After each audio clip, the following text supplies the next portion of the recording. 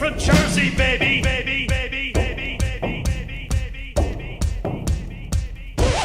and you're not. Back your hips up, down, up, down. We're from Jersey, baby. From Jersey, baby. We're from Jersey, baby. We're from Jersey, baby. Baby, baby, baby, and you're not. Hello, and thank you for tuning in to the Boomer Bunker. I am the Duchess. Speaking on behalf of John Jamingo, everything we say or discuss on this show is for entertainment purposes. If you disagree with anything either of us says on this show, and you're not operating motor vehicle or under the influence of alcohol or narcotics, please feel free to tell us your thoughts in the chat. If you're listening to this as a downloaded podcast file, you can write to us at boomer.bunker@gmail.com or tweet us at boomer_bunker on X. My advice is to look at the world we live in, realize you complaining to us about it isn't fixing anything, and then continue on with your life. If anything we say during the show offends you, please feel free to watch a different stream, shut the podcast off, or smash your device with a hammer. Boomer Bunker is not liable for damages to equipment by choosing the latter. If you have made it this far into the show and have decided you can live with these terms, then by all means, give your balls a tug, slap yourself in the face a few times, grab a cup of whatever pisses you off, and please enjoy the show. How can you see into my eyes like open doors, leading you down into my core, where I've become so numb, without a soul? My spirit sleeping somewhere cold until you find it there and lead it back home. Wake me up! Wake me up inside! I can't wake up! Wake me up inside! Save me! Call my name and save me from the dark. Wake me up! Feed my blood to I run can't wake up! before I've come undone. Save me! Save me from the nothing I've become. While he's deployed, she'll be enjoyed by everyone on base. The IEDs, they took his knees. She's got jizz on her face. The cheating wife of army life, she's full of STDs. When he gets back, she'll insist that it is his baby. All right, you guys, podcast time. We got the equipment and the perfect business plan. Give our show away for free and tell no one how to find it. Ready? I'm going to start a podcast that has no focus, and it'll take up an inordinate amount of time.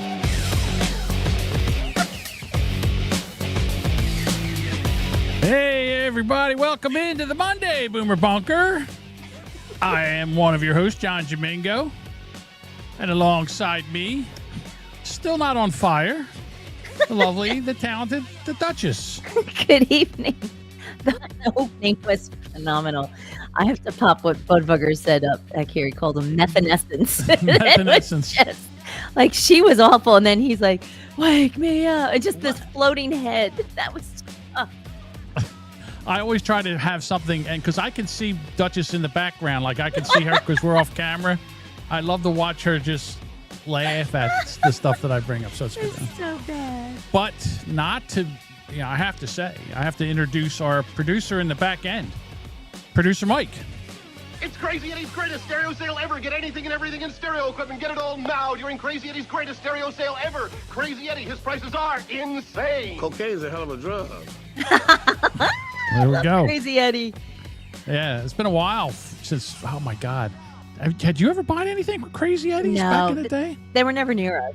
They were always I think I bought a car stereo from Crazy Eddie's because there was one in Cherry Hill here. Oh. We went to Crazy Eddie's. Yeah. There might have been one in like north of us, but I don't recall us shopping there. So right, Marky asks if the fire's out. So if for those didn't know, there's a massive forest fire by me. And right now it's about almost 16,000 acres burned. But it is about 75% contained, which is a good thing. So hopefully by the end of the week, it will be 100% contained. I think they're trying to control. They're trying to control it, but I think they're doing a lot of backburning and digging to make sure it hasn't taken anything else. And thankfully, it has not taken down any. One business is wiped out, but for nothing. There's no homes, no other businesses, no families. Nobody has gotten hurt or injured or died due to it. So that's a good thing. A few flaming squirrels, but yeah, unfortunately, the critters. Yeah, that's yeah. And yeah. So, but thankfully, not good. It will be completely under control. So, again, thank you for your thoughts. I appreciate the people reaching out, sending messages and emails. So thank you. Of course. Why would we not? We were worried that you were going to. They would worry that you would behind me's on fire. I know. Your house would be burnt down and it'd be stuck with just me. You just have to listen to just John. Just me. That'd be horrible. Mike can help you. I understand that. That would be that would be. Breaking news.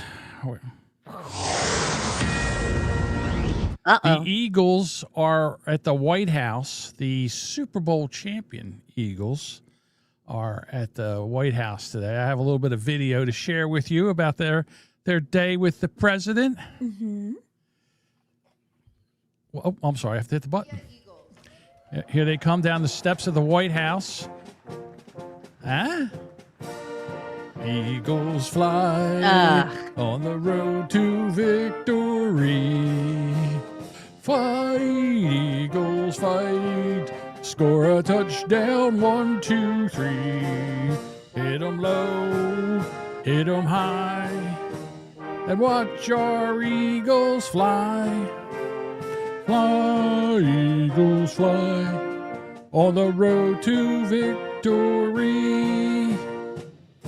See, I don't like this. Spell it right? Oh, you didn't say it. They didn't give you the chance to do the EAGLES. I just did it myself. Here we go. I love it. Mike, did it hold myself. all that, please. Mm-hmm. Well, him singing it, and then the very part where he could not. I couldn't. See, you made fun of the mayor, but now it's like, I get it. Well, I don't. I okay. You got me. You got me. It was pretty funny. I do it all the time. Secret Service better make sure they didn't steal anything. They're not stealing. They came with gifts, Budvugger. You guys are jealous. Everybody was there. The owner. Well, not everybody. Mm-hmm. The owner was there. The general manager was there. The coach was there. A lot of the players were there, but some weren't there.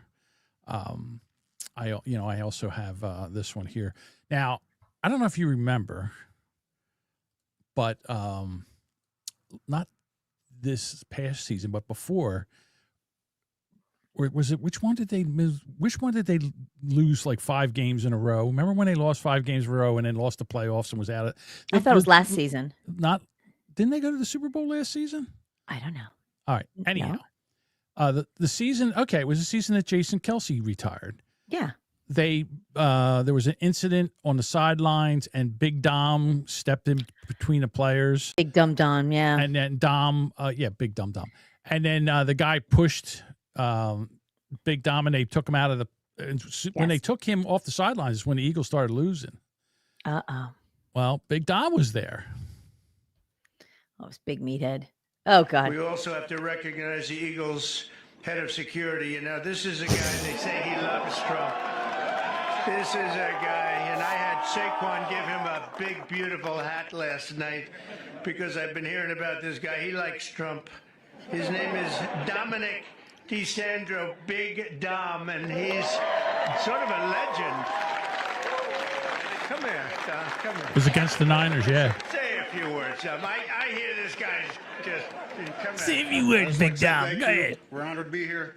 Thank you, President Trump, and that's it. Go You know he wanted to call him Don. Thanks, Don. Yeah. I'm Big Dom, and I'm Big Don. You're Big Dom, and I'm Big Don. Two big D's. Wait a big minute. Ds. Two big D's. He's the biggest D. Right. He's a mountain of a man, that Big Dom. Sparky got it. Good job. And then, and finally, the Eagles come bearing gifts. Of course they do, because we're the Eagles, right? Cheesesteak for him. Here we go. We got a signed helmet with everybody on the team. Trump 47. That's big left tackle Lane Johnson. He's huge. Holy shit. Hell yeah. There he is. He's got some. I'll sign that later. It's not red, white, and blue, but you know. I know I picked the Chiefs, but you know, that was because they were going for the three-peat. You know, you got to go with the winners. Obama is a long-legged Mac Daddy. Usually. Sometimes it is. You know, Trump does like signing things. He does. So the other days in the Oval Office, and I had some, I guess, some veterans in there. And the veteran gave him his prosthetic leg to sign. So he said, let me pop this off here. Pop this off my nub. Off his nubbin. So this is Jim Kennedy, who's friends with your son, UFC fighter. And yes, yeah. Thank you for oh, very good. UFC fighter. Yeah. He's got a picture of. Oh, it is. I took it off right off. Put it down. I'll sign it. Euthanize this man. Oh, no. He's got a picture of Donald Trump on his prosthetic leg. Donald, give me that thing. I'll sign it. Give me that. I love it. President, I can't stand this guy. Right across his face. You know why? Because he did a rotten job. Oh, it must be Biden on there. Oh, it says, let's go, Brandon. Oh, it says, let's go, Brandon. Okay. Yeah. And with this pen, it will never, ever come off like that. It's the biggest Right over his pen. mouth, which you didn't use very much. Oh, he's such a shit talker. You're friends with a Negro and a cripple? This man is insane. Oh, my God. Yeah, go ahead. Put your crippled leg back on. Yeah. But yeah. Yeah, So Trump will sign anything. It's pretty funny, actually. put it up there. I'll sign it. Put it down. I got it. I got you, buddy. Well, how was your weekend? Did you have a good? I missed a day. Yeah.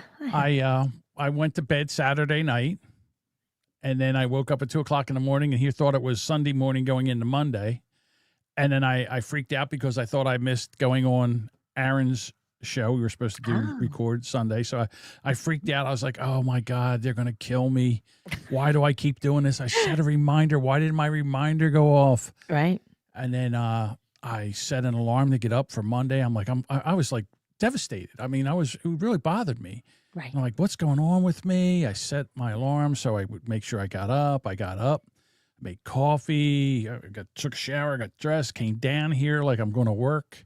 And about 9:00, I'm like, wait a minute, where's my son? My son's usually here by 8:30. So I just happened to look at the clock, and I looked at the thing, and it said Sunday. And I'm like, Sunday? What do you mean Sunday? And I'm like, oh my God, it's Sunday, not Monday. So I didn't miss it. I was like, oh, I got it. I didn't miss it after all. I didn't miss it after all. I'm going back to bed. Did you go? Yeah, I went back to bed and then Good for you. got a chance to record with Aaron last night, so I didn't miss anything. Fun. Good But times. I'm not going to lie. This is worrying me. How do you miss a day? How do you wake up at 2:00 in the morning and forget what freaking day it is? Because you woke up at 2 in the morning. Okay, yeah, fine. But to carry that all the way until the next day, that's a little that bothers me. No, you carried it from 2 a.m. to 9 9 a.m. So that's only, well, that's an entire fucking day practically right there. But you just didn't look at anything. Did you turn the TV on? Did you figure out the new, like, or did you just like sit in the... No, I went back to bed, and then I just like, when I found out it was Sunday and not Monday, it really worried me because, my grandfather had Alzheimer's. Right. And, I have some people in my family with it, and I don't want to be that guy. I don't want to be the guy that they're chasing around with a T-shirt, no pants. I don't want to be that guy. You stupid bastard. Exactly. I don't want to be that guy. I told my kids, just put a pillow over my head and suffocate me, please. I don't want that. Here you go. Spark. This is what Sparky suggests. Look at the phone, tells you day, hour, minute, and year. Yeah, I guess that would have been so wonderful. I swore that I missed the day. I was like, how did this happen? I even checked my backup. Beat yourself up and for no reason at all. Yeah, it was horrible. Like, God damn, now I have a whole nother day. Yeah. I just want to get back to the Eagles thing for one little bit here. Okay. Because automatically what happened yesterday, Saquon Barkley was up in North Jersey with Trump. Trump was playing golf up there. Okay. And Trump says, hey, since you're coming tomorrow, why don't you ride back on Air Force One with me? So Okay. Saquon's like, yeah, he gets on Air Force One. So he goes. Our quarterback, Jalen Hurts, he had a scheduling conflict. Okay. So he didn't go. All right. Now, everybody on Twitter, it's like, oh, I can't believe, my quarterback wouldn't go. You should go. So now they're giving Jalen shit for going, and the other side's they're giving Jalen shit for not going, and the other side is giving Saquon shit for being up there and bootlicking. And now they found out that Dom is a Trump fan, that they're not going to like, certain people aren't going to like him. And I'm like, listen, you fucking morons. No one gives a shit what you think. All right. The owner of the team said that this was optional. And if Jalen Hurts doesn't want to go, I don't give a fuck. I don't care. I don't care who went and who didn't go.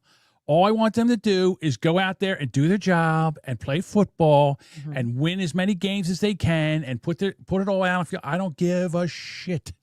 As long as it's not illegal, I don't care what they do off the field. So shut the fuck up. Nobody cares. Grow the fuck up. Enough with this nonsense about, oh, I can't believe that they went to the White House. Go fuck yourselves, you assholes. Every team goes every year. Yeah. You get the winning basketball team, the winning baseball team, the winning football team. They all do it. Anybody who accomplishes at a certain level, they get invited to the White House. It doesn't matter. It doesn't even matter what president it is. All the presidents do it.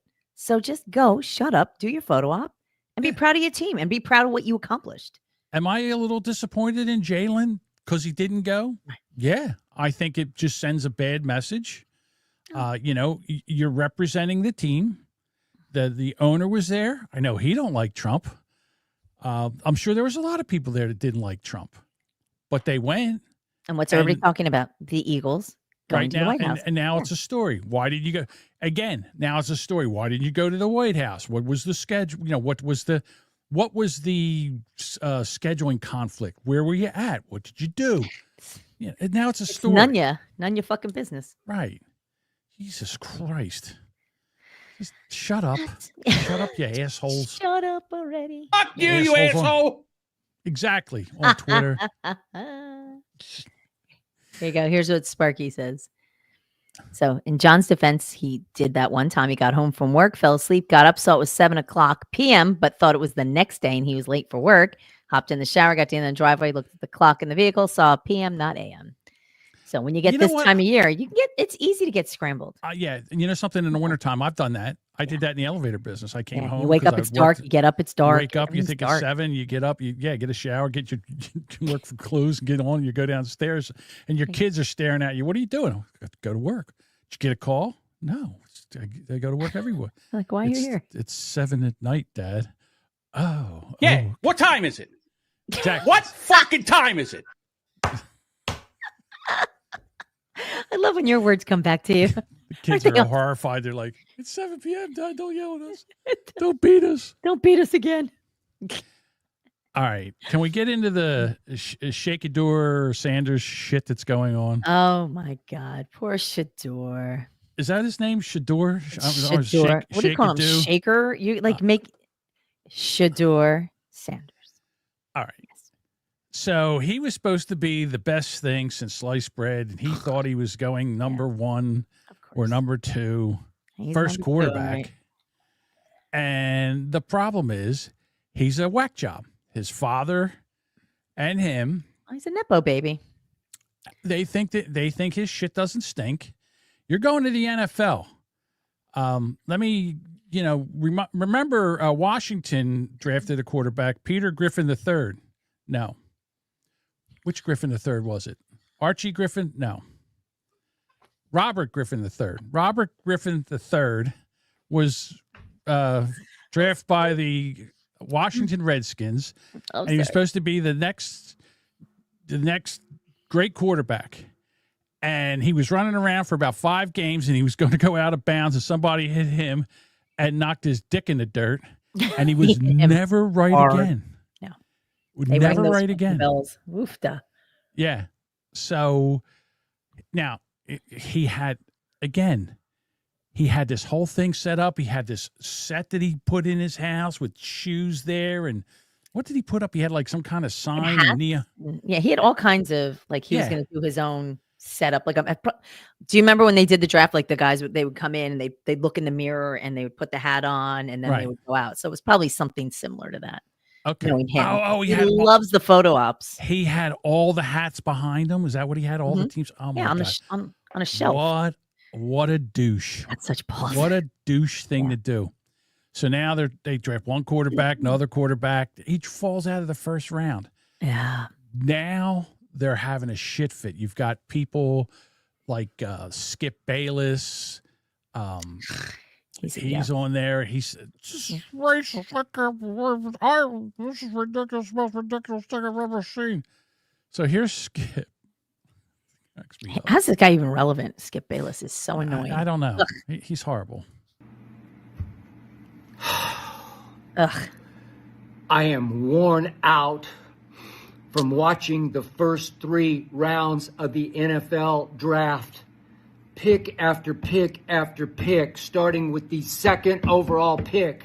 I was on the edge of my seat waiting for his name to be called because he is him. He is he. He is it. He should have gone 1st overall. No. And the NFL should be ashamed of itself for what it has now done over 3 rounds of the draft to Shedeur Sanders. I'm worn out because I'm so sickened and I'm so saddened over what this league just did to this kid and in turn to his father. Oh my God, stop. I've been doing this for a long time. You can look at my track record on the draft. I'm pretty good, especially at the quarterbacks. Blow your nose. Stop crying. Remember, he is a Dallas Cowboy fan. Deion Sanders was a Cowboy. Of course. All I got to say is... Yeah, he's juggling Deion's balls like crazy. Stop it. I can't believe... Well, you know what? It's because Deion's son, Shedeur, is not as good as he talks himself to be. He's not a terrible quarterback. The Buffs did pretty good. It was fun to watch him, but was he the best quarterback? Did they win championships? No. Were they better? Yes.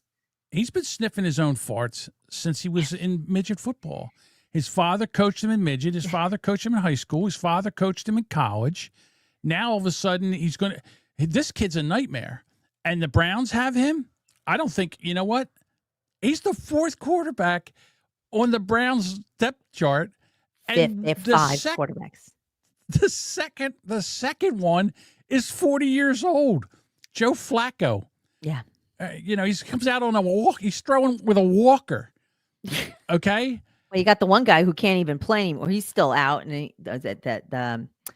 Deshaun Watson's number 1. So him. And Flacco's number 2. Then they drafted another quarterback from Kenny P. Oh, Kenny Pickens. I'm sorry, Kenny Pickens. Okay. So and then some other kid. He's the 5th. Him. He's the 5th, not quarterback. 4th. That's what I said. He's the 5th. Yeah. He was drafted 144th in the 5th round. Okay.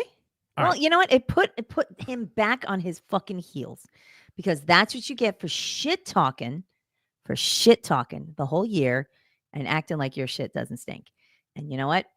The The teams don't want the drama. And again, his game ain't as good as his talk. And Remember, they got to bring him and daddy along. Exactly. And that's the problem. Yep. So nobody wants to deal with that. Way back in the 90s, the Philadelphia Flyers ended up acquiring Eric Lindros because Eric Lindros was drafted by the Ottawa Senators, and he was not going to play with the Ottawa Senators. He was going to hold out. So he's going to hold out. So the Philadelphia makes a trade, brings Eric Lindros back, and he was a nightmare. What a fucking diva. And he brought his parents, and his parents wouldn't shut the fuck up. Every time something happened, they wouldn't shut up. And they're giving Bobby Clark, Hall of Famer, won 2 Stanley Cups.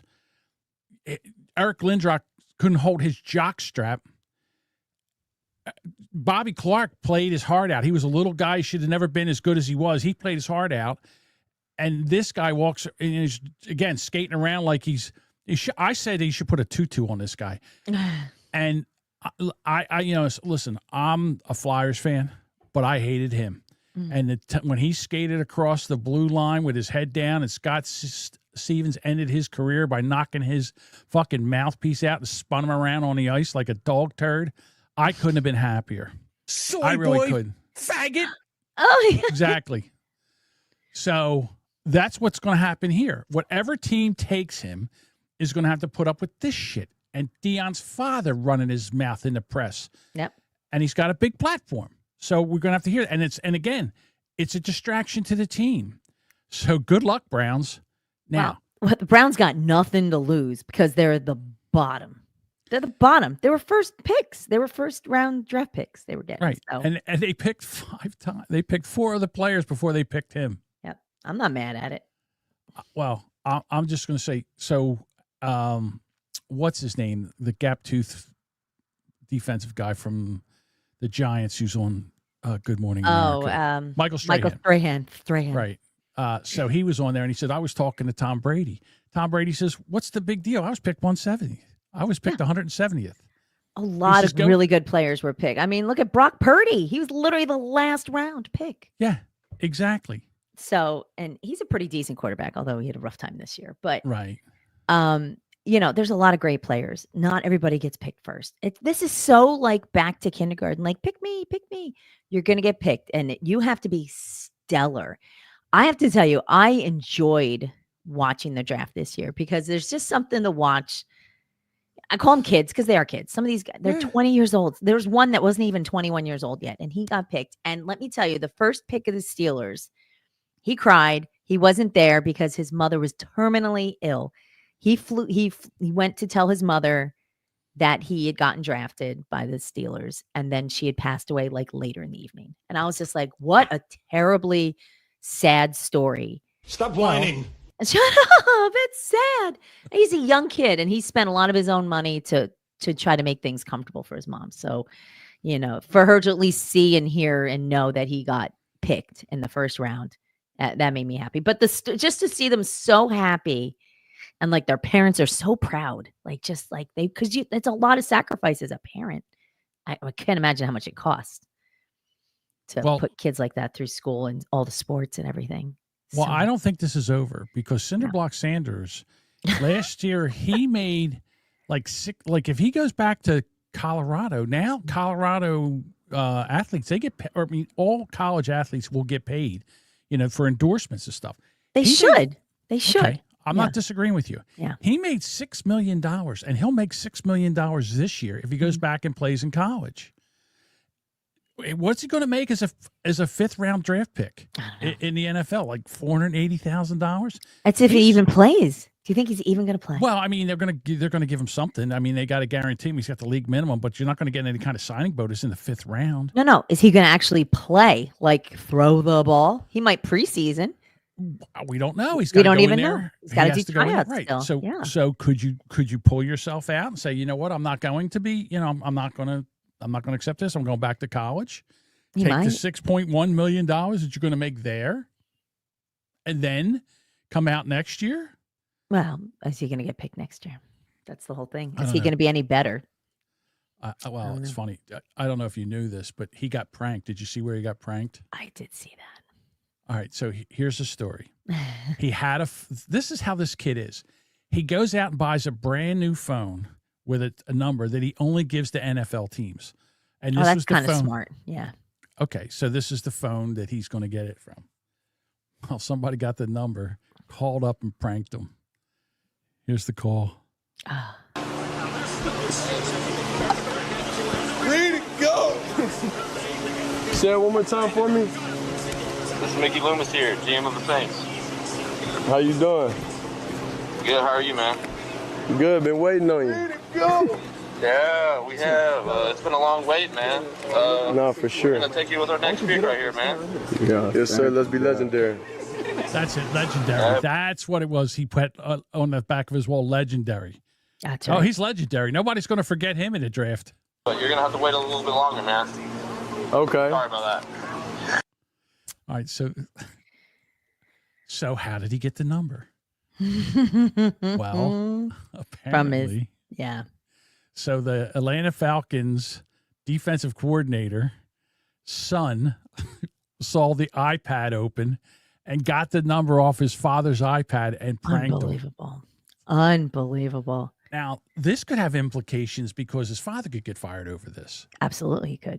Oh, his father was livid because he's a defensive coordinator. Like, that's fucking huge for this kid to go into his dad's iPad, take that phone number, which shouldn't be laying around so easily found. Listen, but kids are sneaky fucks. Having been one, having them, they're sneaky. It's a legendary prank, and if it doesn't get his father fired, it's pretty funny. Probably worth it. Yeah. But so the kid's name is Jax Ubrick. He's 21 years old, and he was in his. Yeah. So he issued a public apology in his Instagram on Sunday. This is what he wrote. On Friday night, I made black guys, suck my dick. Oh my God. He didn't say that, but what he did say, he said, on Friday night, I made a tremendous mistake.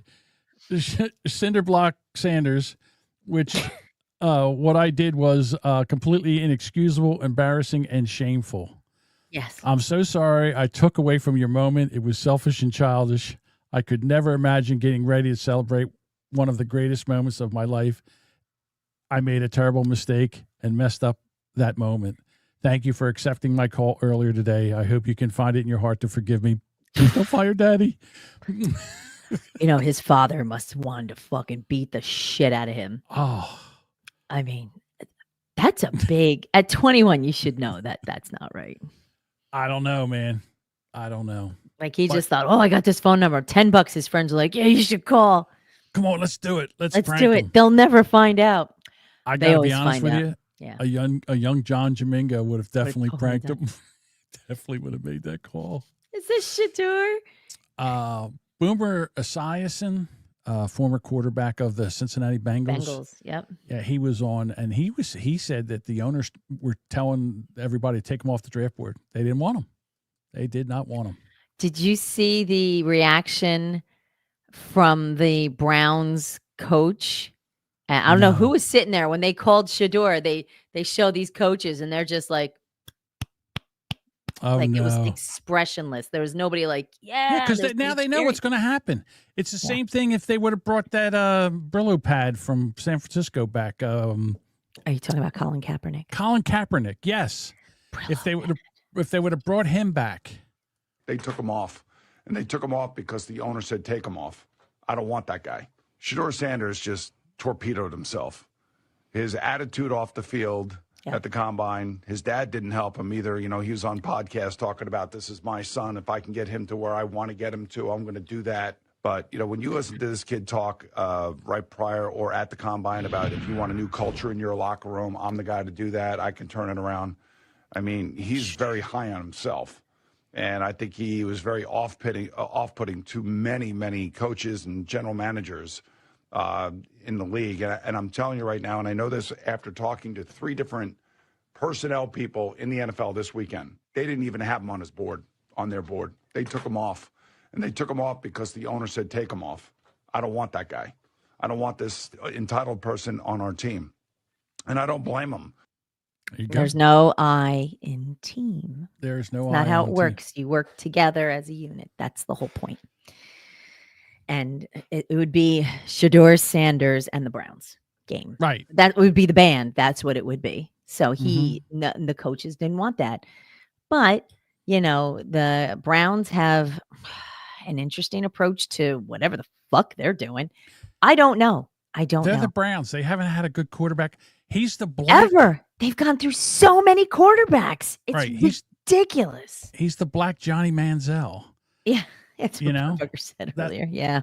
That's what he is. And, again, this is going to be a shit show in Cleveland. But what do they don't really care because they suck.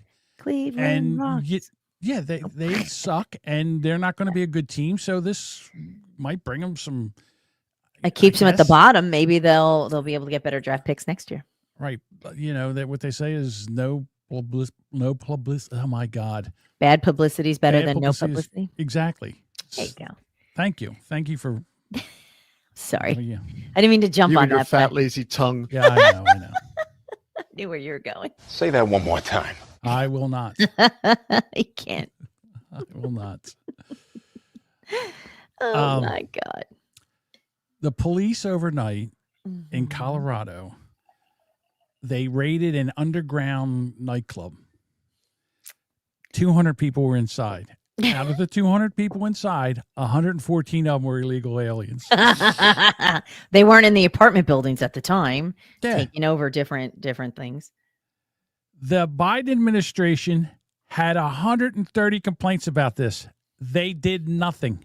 Bupkis. They let it go. They didn't say anything about it. They just passed the buck. Let's roll it down. As they raided this and they were pulling people out, a dozen, over 12, over a dozen. Now remember, 200 people inside.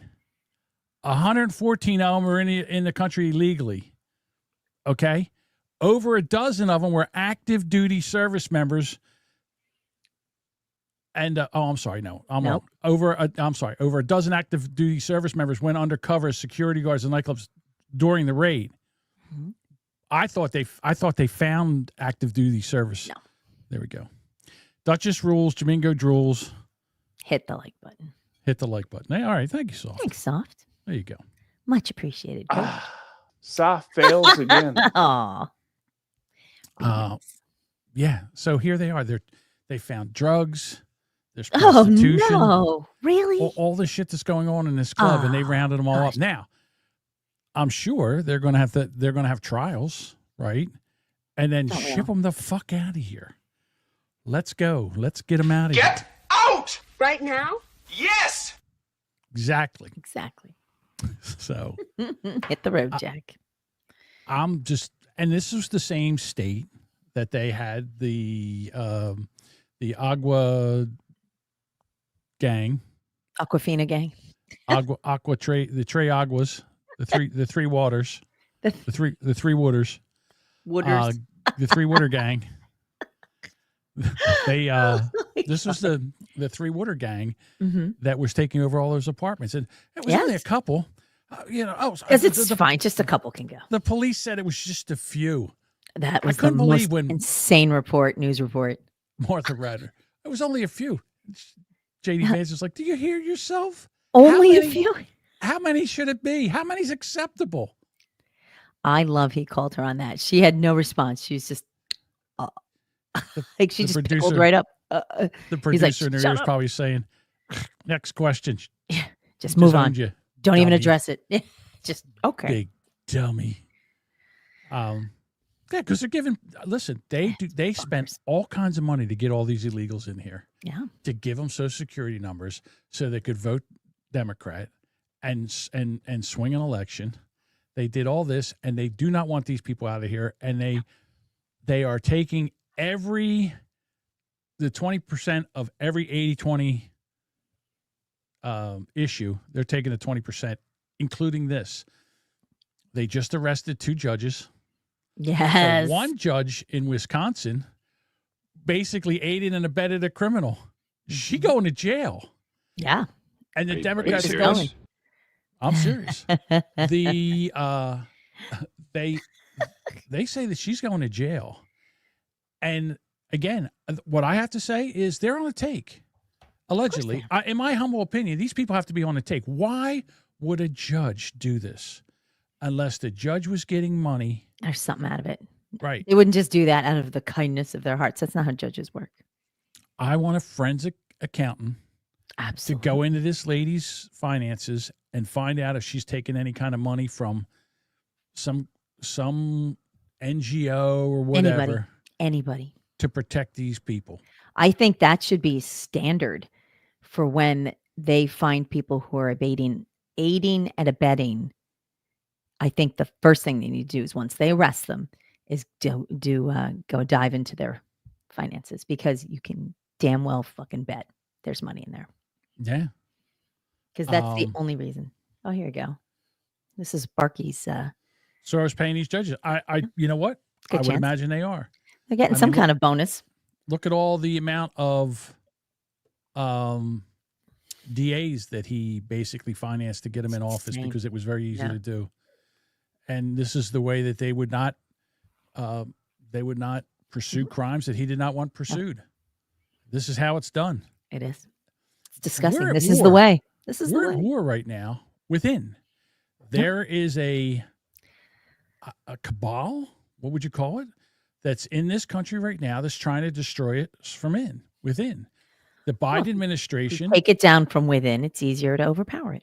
Right. The Biden administration was a big part of this. Look what they did in 4 years. Look at the amount of people that over 10 million, probably more like 20 million people came in here, and now we can't get them out. So it's ridiculous. So they check to see if you declared bankruptcy if you want to be a corrections officer, because they think there's a chance you might take a bribe from an inmate, but they can't keep tabs on judges' finances. Right. So, interesting. Well, I mean, every jail, the guards are bringing in contraband. Every one of them. What do you think they're getting drugs? What do you think they're banging them? I mean, they get the women in there. Come on, ladies. I get that part. Have some standards, please. Yeah, but I declare bankruptcy. Yes. With passion. Yeah, these ladies have some standards. I got to have some standards. A bunch of fucking whores. It's so disgusting. And I'll be honest with you, I don't trust either side. I don't trust the Democrats. I don't trust the Republicans. I think they're both in it. But what I do think is the Republicans can't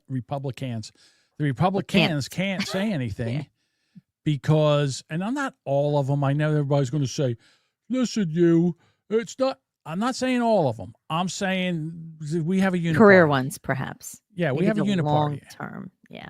Exactly. And it's a big, giant reality TV show while they're telling each other, they're yelling at each other. And meanwhile, they're going out and having dinner together. And wouldn't that be a fucking thing? Imagine that. Imagine creating just maybe even with AI. Like this would be fun. Like a reality show with Pelosi and Schumer and McConnell and Adam Schiff and just, AOC, like a bunch of these motherfuckers, and just be like the real world. But that's what they don't live in. Like it's their own version. It's insane. It's the fact that we can all joke about it because it's literally happening in our face. It's so in your face. It's disgusting. Watermelon Head, Adam Schiff. I think he was on Bill Maher's show. And he was in San Francisco and he left his luggage in his car. And they broke into his car and stole his luggage. Good. Scuzzy bugger. So then he has to go to a Target because he needs a toothbrush and toothpaste because they got everything, right? So he's going in at Target. And he wants to buy stuff, but he can't get anything. You know why? Because it's locked. It's all locked behind glass. And why is that? Why is that? Because it's a sanctuary fucking city and they rob these places blind. So he's in there and he tries to find somebody to open up because he needs a toothbrush and toothpaste. Right. And finally he finds an associate because they're very, very hard to find. Well, because now they can't afford to keep people. So the associate opens up and gets him whatever he needs. He says, why is everything so locked up like this? Oh my God, how privileged. And I guess the associate didn't recognize him, or maybe they did, and looked him in the eye and said, that's because Democrats are assholes. They're not wrong. They're not wrong. It's a ruined city. Ruin a city, ruin a state, ruin the state. But these fucking morons will go back and vote in another one. Yep. They are that dumb. Well, oh, go ahead. I'm sorry. I'm just saying, because it's not bad enough yet for the privileged people there in California. Well, of course. Well, because once it impacts them directly, and you'd think after Paul Pelosi got bonked in the head with a fucking hammer by his creepy late night boyfriend, you'd think they'd want to make some changes. But the fact that Adam Schiff is so like, how come these are locked up? Like, thinking he's making small talk with this woman who's like, go fuck yourself. Like, she's like, she might have known who he was, perhaps. Maybe. I thought that'd be pretty funny because that's something that you wouldn't normally say to anybody. But but here's the thing. He probably is on the talk shows like, and that's what they think about the Democrats. Well, what are you going to do to fix that? Well, they're so pissed off at Trump because Trump's out there doing shit. But he's doing something. They're doing nothing but going, well, Trump bad. Well, right now, Trump's winning. So come up with something better than you're going to be sad and sing songs and Trump sucks, rah, rah, rah. That's not how you fix anything. Come up with a fucking solution. Anything. President Alzheimer was up there, and the Muppet-headed press secretary was there saying that they couldn't close. The border's closed. The border's closed. Right. Also, Mayorkas. Alejandro Mayorkas. Yeah. Oh, and they said they can't do anything until they sign the bill. Like, we can't do anything until they sign the bill. Trump went in there, 30 days, shut it down. Put tariffs on Mexico, put tariffs on Canada, told Mexico there's going to be tariffs until you guys get your shit together. I want this border closed down. I want fentanyl to stop coming across this border. And it came to a fucking stop in 30 days. So that tells me one or two things. Yep. That the Democrats are fucking morons and can't get anything done. I don't believe that. Or two, they're in on it and there's some kind of nefarious thing going on here. Money. It's always money and power. But and the press, you think they're doing a story? If that's Trump, they're up his ass like an open umbrella. They got to know everything. I mean, everything. He wore a blue suit to the Pope's funeral. Is that insane? That's horrible. That was the biggest point of discussion. How disrespectful. How disrespectful to wear blue suit. Then because now they got a picture of him with people in black suits. They bring the picture back, and there's a ton of blue suits in there. Did you see what Biden wore? A blue suit. Oh, he did? Biden wore a blue. Yes, he did. He was there. He was sitting in the back because he's. Oh, stupid. Biden he was in there? a blue. Yeah, Biden and He was Jill. in a blue suit. He was in a blue fucking suit. And the media doesn't say anything. Of course. So this is what I'm talking about. Shuffled off in the back. He don't count anymore. All right, I'm going off track now. That's all right. All right, so now we have the White House Correspondents' Dinner. That's where they used to have the president come in, and they would roast the president. The press would roast the president, and then the president would roast the press. And it was ha ha ha, funny, jokey joke. Well, since Trump came in, and Trump calls the media the enemy of the people, which I agree with. He's not wrong. Because they're not truthful. Right. So now they have it anyhow without him. Oh, he's so not going. The comedian that was supposed to be there, they had to take and yank the invitation because of the horrible tweet that she put out. No, she got punted off. See ya. Yes, so she got punted off the show. Yeeted off the stage. We're pulling you back. Bye. Yeah. So then she said, okay, so now they're going to have it anyhow. So they get in there, and it's just basically, just a hand, a reporter dinner. Yeah, a hand job where they tell everybody how great they are. Ugh. All right, so they're having this dinner, and they're mad because Trump's calling them the enemy. Oh my God, the enemy of the people. Sorry. Jesus Christ. Sometimes I just. Sorry. I know. I'm sorry. So I'm not laughing at you. You're making me laugh. That's okay. Well, I'm not at your detriment, but it's funny. would laugh at me too. I know.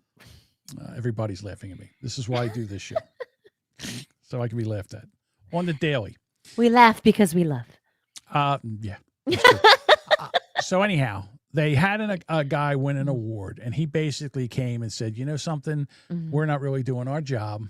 That's right. Missed the Biden thing, missed it. You didn't miss it. You ignored it.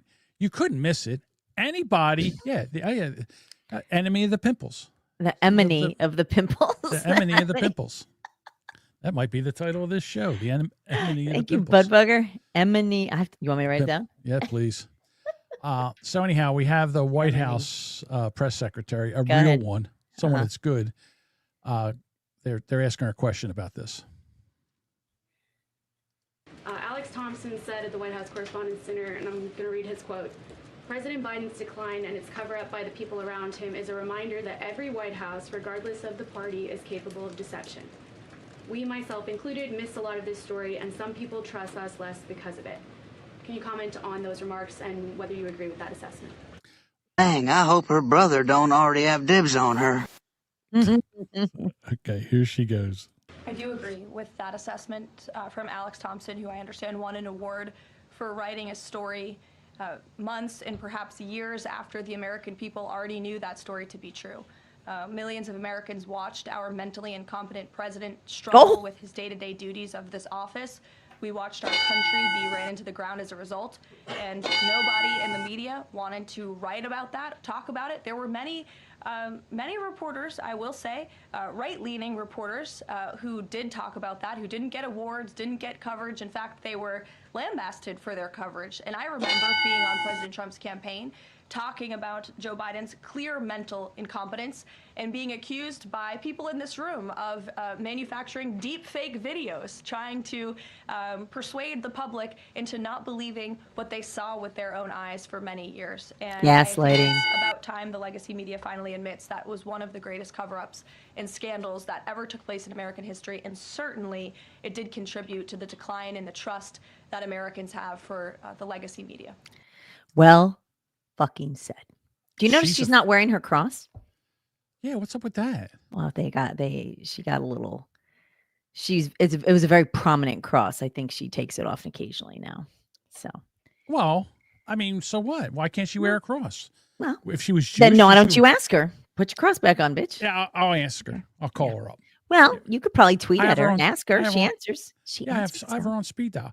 Well, the thing is that first of all, I said, "Why aren't you wearing your cross?" She'll think that I'm some asshole, But I'm seriously would like to know why she's not wearing. I love her you. cross. Why are you not wearing your cross? Maybe open with that. Okay, I think I'm sure that'll happen. My issue is with the media is that you fucked up. All right. Yeah. Anybody with a pair of eyes could see that he had lost his mind. Clearly. Anybody that had a grandparent or family members that had dealt with dementia knew exactly what was going on. And there's so many of us that we knew you were actually lying, and we're done with it, okay? You can't sit here and gaslight. Well, you can gaslight 20% of the morons. Right. There's 20% of the morons that'll believe anything you tell them. Well, once you saw him in that first debate, there was just no way. Are you talking about the 2020 debate? No. The 2020 debate. I took a look at him at the 2020 debate, and I knew that his elevator didn't make it to the top floor. I understand that. I'm talking about the current debate, the last debate, the debate that Biden had against Trump last year. What I'm saying is, if people thought he had it together, that debate, to me, was the final nail in the coffin. There was no, you knew, and people are just like, oh, maybe he's just tired. Maybe he's just forgetful. How could you think this man had it together? I'm not the one that was saying he had it together, but anybody, how do you, he goes to a function for a lady who had died in a plane crash or a car crash. It's at a press conference, and he looked at a press conference, and he asked where she's at. Where's Amy at? She's dead, you dumb you jerk. Exactly.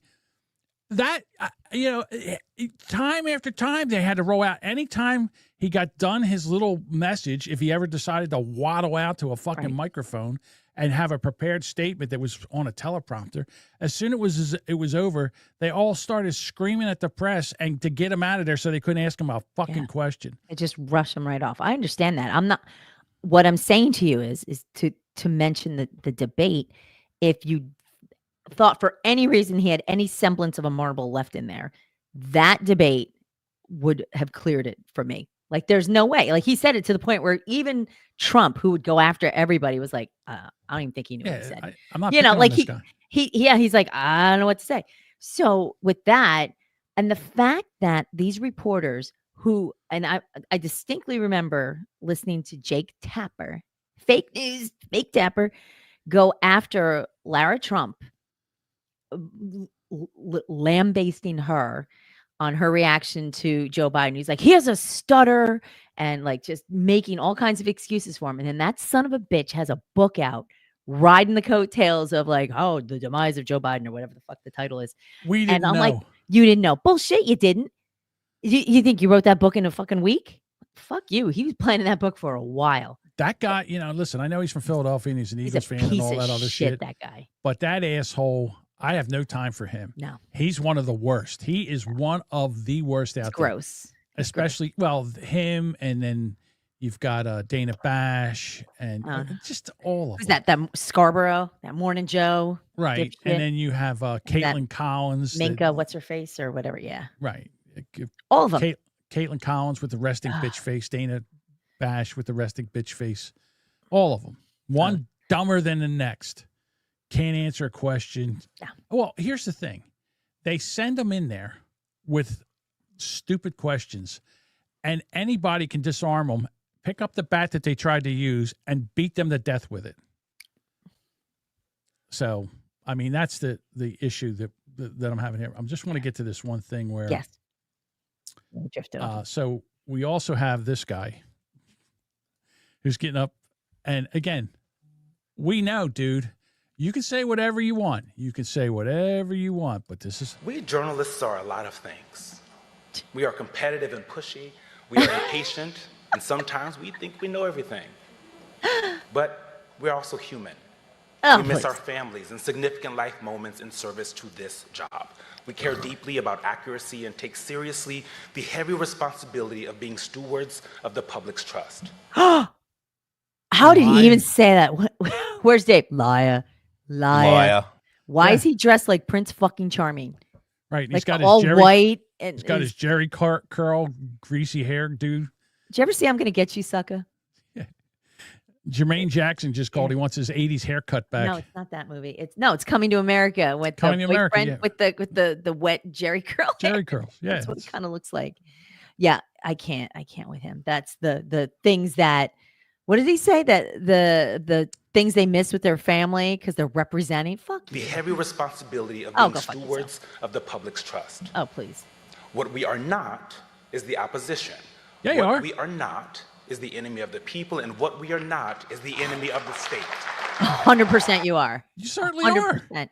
You turn people against parties. Look at that crowd. Look at what a bunch of fucking losers.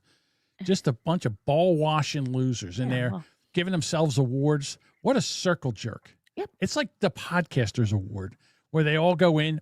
You ever see you guys? When are we getting ours? I'll go to that. Let me finish this up. Standing ovation. Oh, sit down, assholes. Not everybody. One idiot gets up and then they're like, Yeah, fuck here it, we go. all gotta get it. God damn I it. say fuck the black man. Right. Right, Eric. I agree with you. I agree with you. Fucking nonsense. What nonsense. So speaking of awards,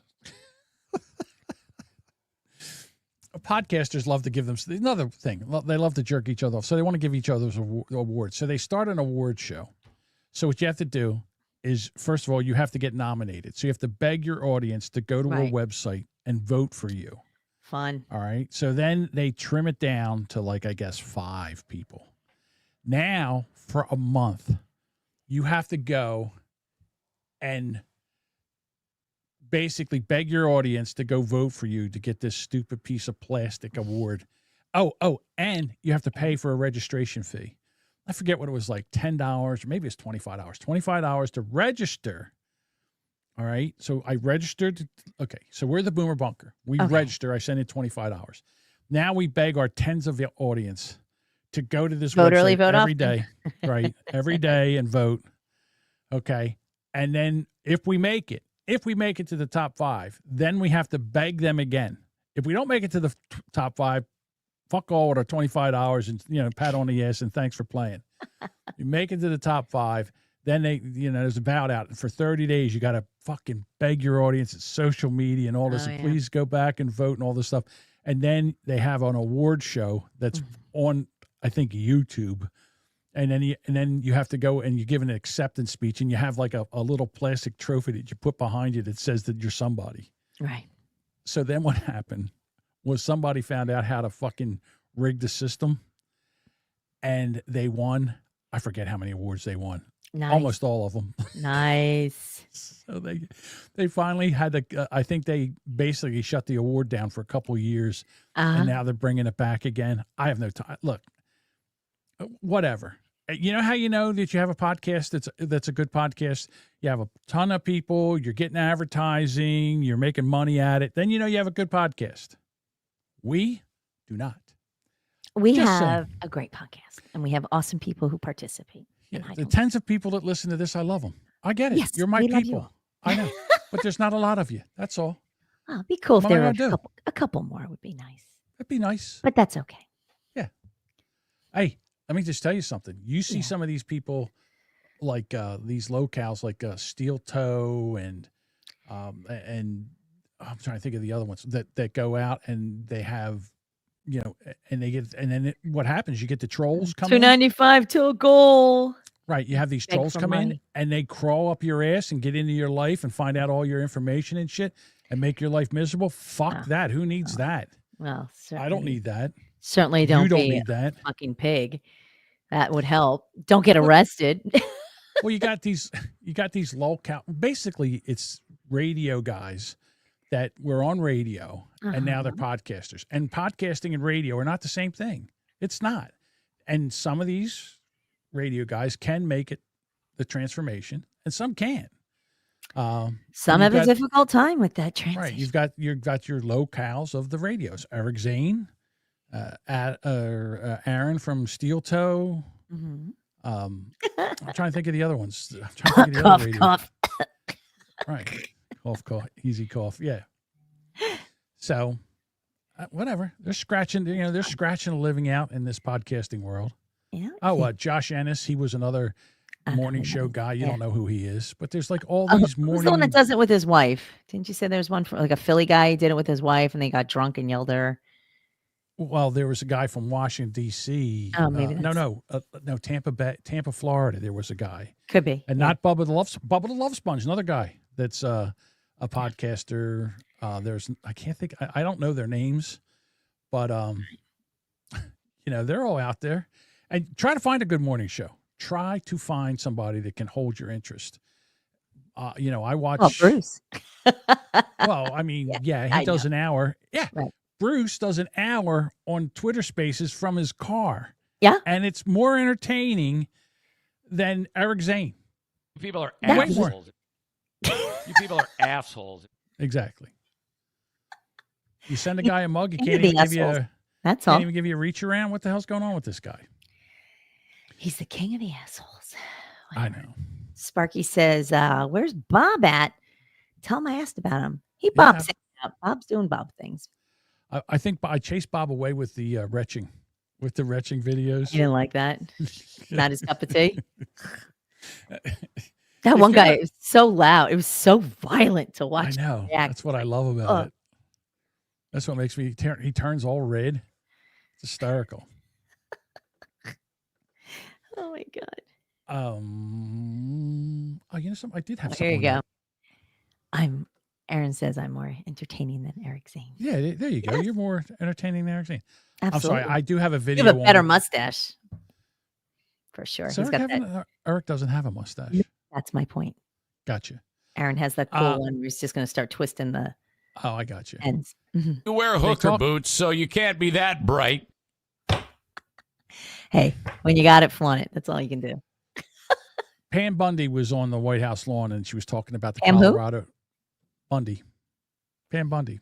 The AG. Like King Kong Bundy? Right. Bundy. King Kong Pam Bundy was on the White House lawn and she was talking to that buddy, your buddy, Brian Kilmer. Brian Kilmeade? Yeah, that's him. And she's talking about the got some Colorado. beady eyes. This is where I think I got that about the people like police officers being security for that undercover nightclub. I think this is where I got it from because it wasn't in the story and I looked like an asshole. But I'm going to try to redeem myself. America is safer tonight. God damn it, John. Now you're just fucking up. Now you're just fucking up. I could hear it. I could hear it. Why couldn't you hear it? America is safer tonight thanks to Donald Trump. Last night, Brian, what they did, back during the Biden administration, they received 170 911 calls to that club alone. That club we were just watching, 170 calls. Wouldn't you think that would have been a red flag? Nothing happened.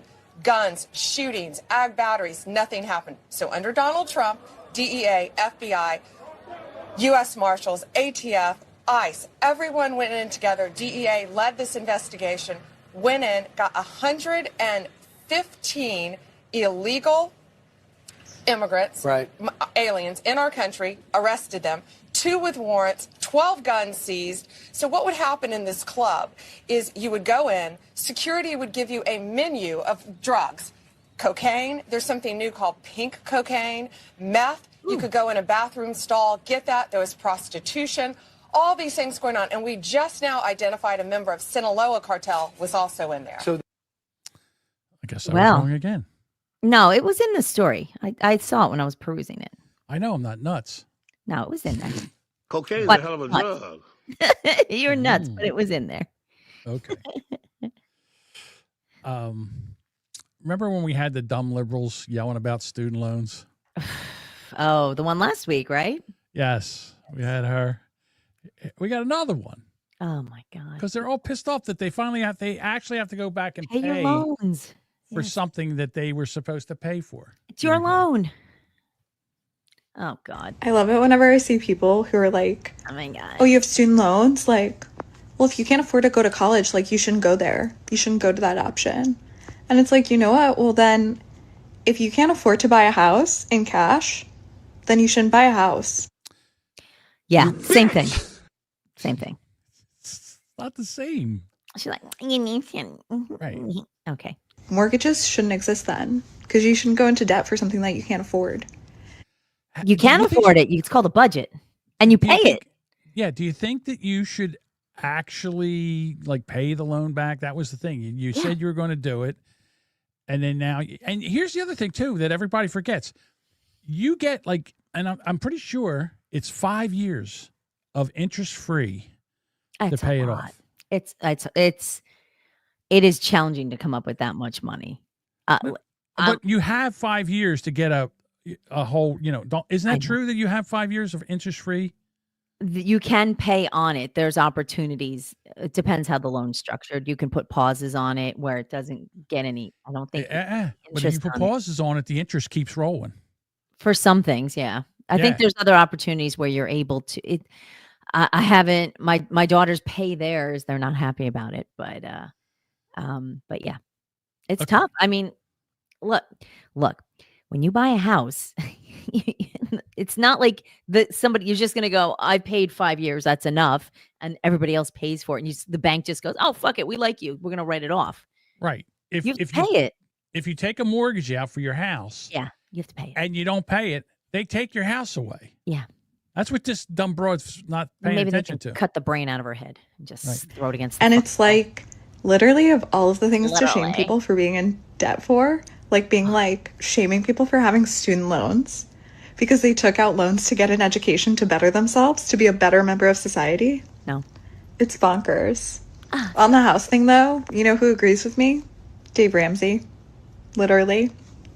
He's like, buy a house in cash, which is like, yeah, that's great. Shut up, bitch. Go fix me a turkey pot pie. Good for Dave Ramsey, who sold a fuckload of books to stupid people so he can buy a house in cash. Yeah. Most people don't have $500,000 in cash. Just saying. And again, when you take a loan, you have to pay it. More dumb liberals bitching about the loans that they took out that now they have to pay back. Yeah. That's part of, you go to college to better yourself, pay it back. Here we go. So today, Trump started talking about how he's going to force us to start paying back our student loans.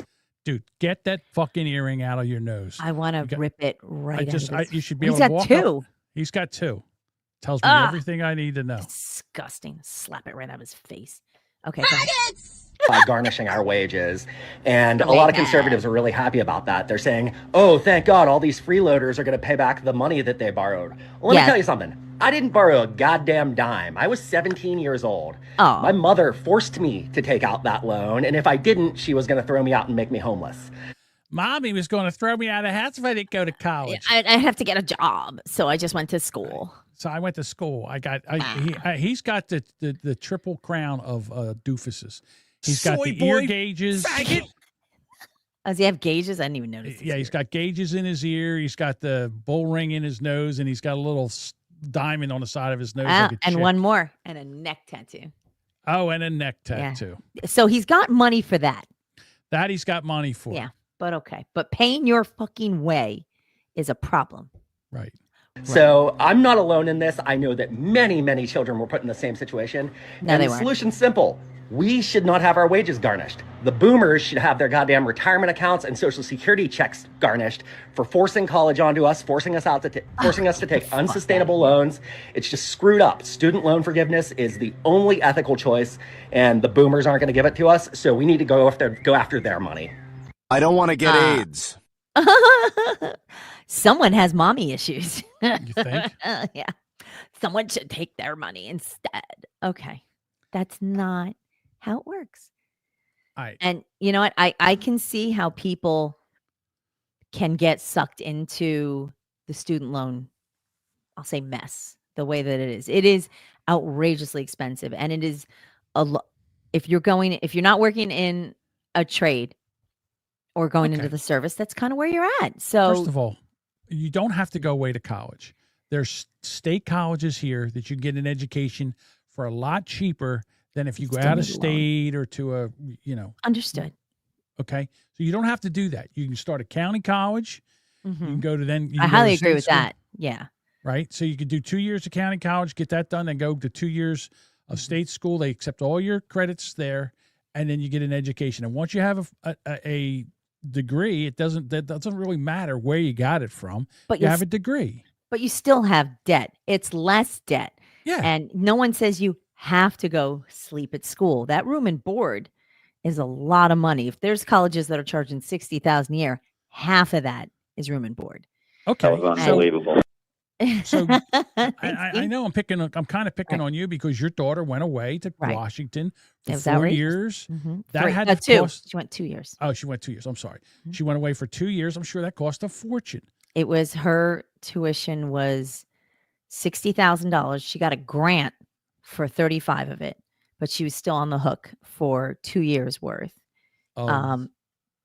So roughly, yeah, 50,000. Yeah, she's $50,000. And then it's so weird when you look back and just see how clearly things could have been different. My eldest did it a little backwards. So her amount of schooling was she went more years and has less of a degree than my second daughter, my younger one, who did county college, transferred that to local college, and then ended up rolling into one, and took her master's program. So she was done with school in 4.5 years. I think she was able to crush it out. And my eldest did 5 years and walked away with her bachelor's. But there's other issues, but it was expensive. I mean, my girls had to take loans when they went we helped them pay cash for the county college. Right. But after that, I'm like, we can't pay it. Because we have our own debt. So, we helped them as much as we could. We'd give them money when we could to help offset their costs or pay other things, Right. But again, they're not making the money to pay the loan. Like, it's everything. This is but it's a big scam because the colleges know that they can get these guaranteed loans. Yeah. So they up their prices. They did. They're very expensive. Right. So you got scammed, unfortunately, and now you're screaming. Now, okay, so there's this one lady that I thought, and I'm listening to this, but then after I listened to this a couple of times, I kind of figured out what she did. At first, I was like, wait a minute. I was like, I said, hold up, wait a minute, something ain't right. All right, so here she is, and she's not happy. I'm going to keep posting about this all day because this is bullshit. I went and logged into my federal loan account, and this is what I found. I graduated in 2011 with $46,000 in student loan debt. Okay, so she graduated 46. It's 83,000. Yeah. The principal. So and again, the principal's 74, and the interest is. So I'm like, wait a minute, how did this happen? The original amount, because it says the original amount awarded was 46,620. The principal on that now is 74,000 and $9,000. Yeah, there's another $28,000 in there. Right. So what I think she did was she either was paying $200 a month and she wasn't even covering the interest. So the interest goes on to the principal. Yeah. Or she paused it and the interest kept going on and kept going on and kept going on.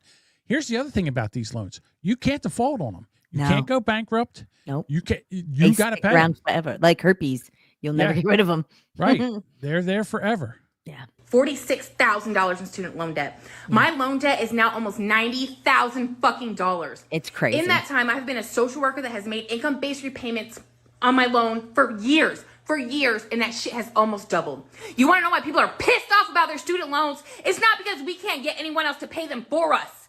It is because you have set it up where we can never pay them off ourselves. And oh, stop that. I have to agree with this lady. Yeah, I don't disagree. The system is very flawed. Now, I didn't know if you knew this, but go ahead. I'm sorry. I've heard that in New Jersey, if you work for the state of New Jersey as a social worker and you work for 10 consecutive years, they pay your college. They pay off your loans. That I don't know. I would have to investigate that. I did hear that from a reliable source of somebody who had it done. Okay. So, recently? Or is it they had done in the past? Like, I don't know if that's a program that's still ongoing. I don't know that, but I know that it was in the past. That I know. I know if you're a teacher and you work in certain areas, they assist you in paying off your loan. But she was not wrong where the system is you're almost set to fail. But I'm also curious as to where the mental health field and being a social worker, you're not getting rich. You're never going to be rich. Ever, never. My daughter had kind of drifted over into that field, and I went absolutely apeshit. My mother was a social worker. I mean, she had her master's degree and all that, but she never got paid much money. And it was, it's one of those, it's fulfilling, maybe, if you're not attacked by your patients or your clients or anything. It was a difficult job that paid minimal money. Well, here's the thing. Burn out easily in that job. We don't have a mental health problem. We have a psychiatry problem. I can't believe you walked me right into this. We don't have an epidemic of mental illness. We have an epidemic of psychiatry. You eat too much, it's a disease. It's an addiction. You smoke too much, it's a disease. You are too unhappy, it's a disease. You're too thin, it's a disease. You're too fat, it's a disease. You have too little sex, it's a disease. You have too much sex, it's a disease. No free will. It's all chemicals. No self-discipline, no self-control. A chemical imbalance meshes very well with the idea that you give a drug which restores the balance. It's a story, a mythology, a fable. The child doesn't perform the way he should or behaves he should. He is not responsible. Some chemical will give him a chemical. You hear day in and day out on television that this is a mental illness and that's a mental illness. And Zoloft is advertised. Beer you can't advertise, but Zoloft you can advertise. But it's not just psychiatry. It's the whole psychiatrization of the culture. Now, what's more toxic, Zoloft or beer? Amen. Case closed. Psychiatrists are getting more and further and further and further away from this human-to-human touch. And they're becoming more and more quacks. They talk and act and impersonate doctors. They talk about diagnoses and treatments and the brain and all this kind of stuff about which they know nothing. Zero. It's not science. It's politics and economics. That's what psychiatry is. Politics and economics. Behavior control. It is not science. It is not medicine. Interesting. How about that? That's Budbugger says his accent makes me believe him. Like Sigmund Freud. Yes. That was an interesting take. That was very interesting.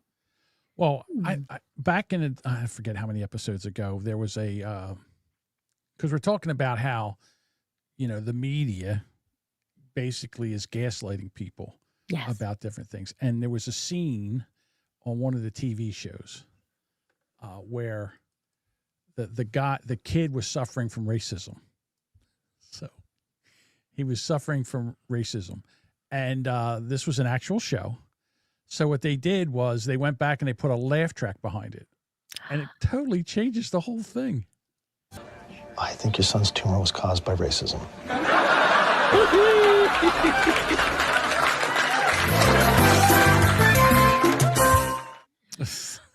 That's right. I forgot.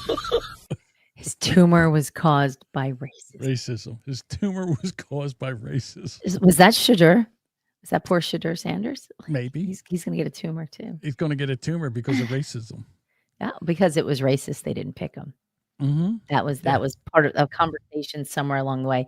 You know, it's funny. We drifted from that with Skip Bayless, who's just gross. Rich Eisen, who was on, I believe, Friday night for the draft, was speechless over the fact that, and he didn't go on and cry like Skip Bayless, but he was like, I have no understanding as to why he wasn't picked, which I thought he was laying it on How can you not? A little thick. I'm like, well, then how does everybody else figure it out?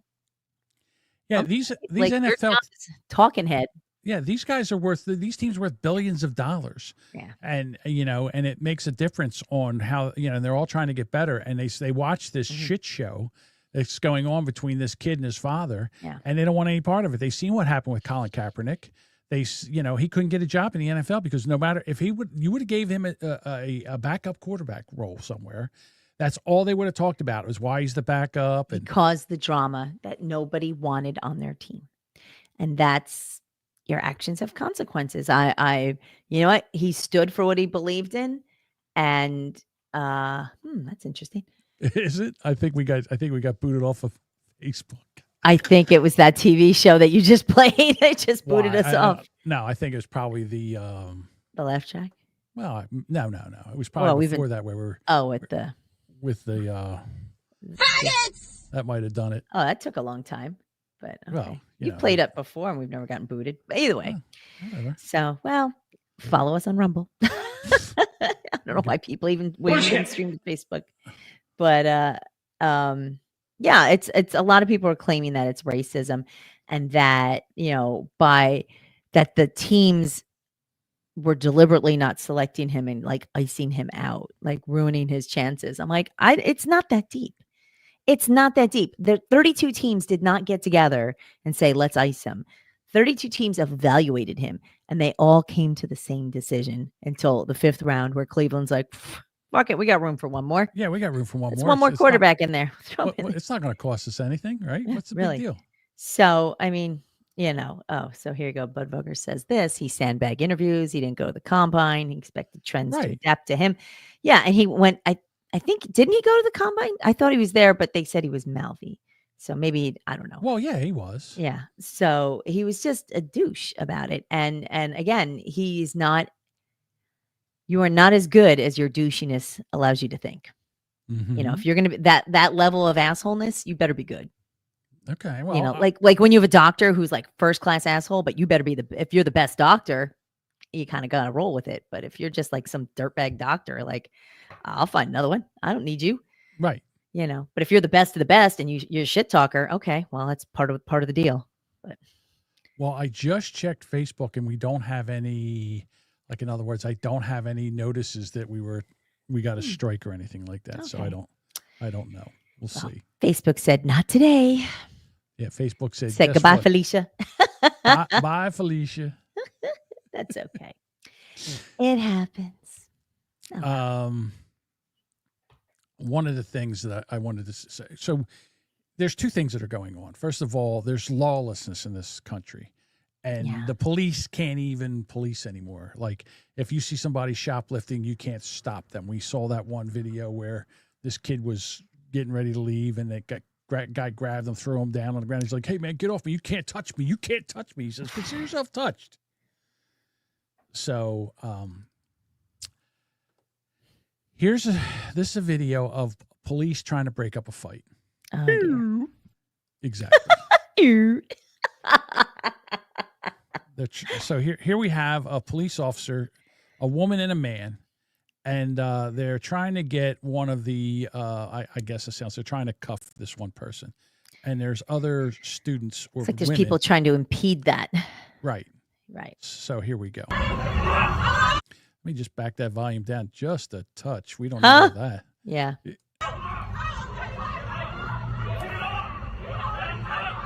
So the one officer is trying to cuff the person on the ground, and this Right. other officer, the male, is pushing these women back, and they are not impeding. They are coming at him full They're force. coming at him. Now, here's my thing. Right. What happened to nightsticks? Why do we stop with nightsticks? Because right now, They have this guy tasers. Yeah. Yeah, but you know what? A taser, you tase them, and then you're done with it. And then you need something. Where's the nightsticks? We need nightsticks because he should have his shillelagh. He should be out there beating these women about the head and neck with a nightstick to make them stop this nonsense. Now, again, they can yell from a distance. That's fine. They are in his face. I would be scared to yell at anybody that close. Right. Now this other girl's walking behind him. Like, look at her. She's walking behind. That's not good. Now see? She attacks him from behind while he's and this still lady's still trying to cuff this girl that's on the ground. So he's still pushing her out of the way. And what is happening? I got to say, he's got no backup. He needs a nightstick. And I don't know why we are not allowed to use nightsticks anymore, but the police need nightsticks. You say we like you and I should have them. You mean the police? I'm right? sorry, the police. Okay, When I say just right now, I'm on the police. I'm on the police side. You're yes. Officer Jamingo. I got you. Officer Jamingo would be. Aye. Yeah, right now, I'd be trying to find myself a stick somewhere to beat these. Look at him fight. He's got to fight. Back him up. Here she comes again. I mean, this is ridiculous. Oh my God. So now she's going to jail. You're going face down. Now you're going to jail. So, surprised they didn't. So they got one of them. So they've got one in handcuffs, and then the other one on the ground. One young woman in handcuffs. The other young woman. Right. Here and comes an old guy. Hey, what's going on? What are you whippersnappers doing? What seems to be the problem here, lady? What's going on with these officers? Yeah. All right. What's in her hand? Now.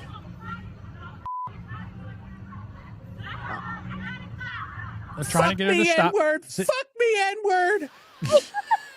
Yes.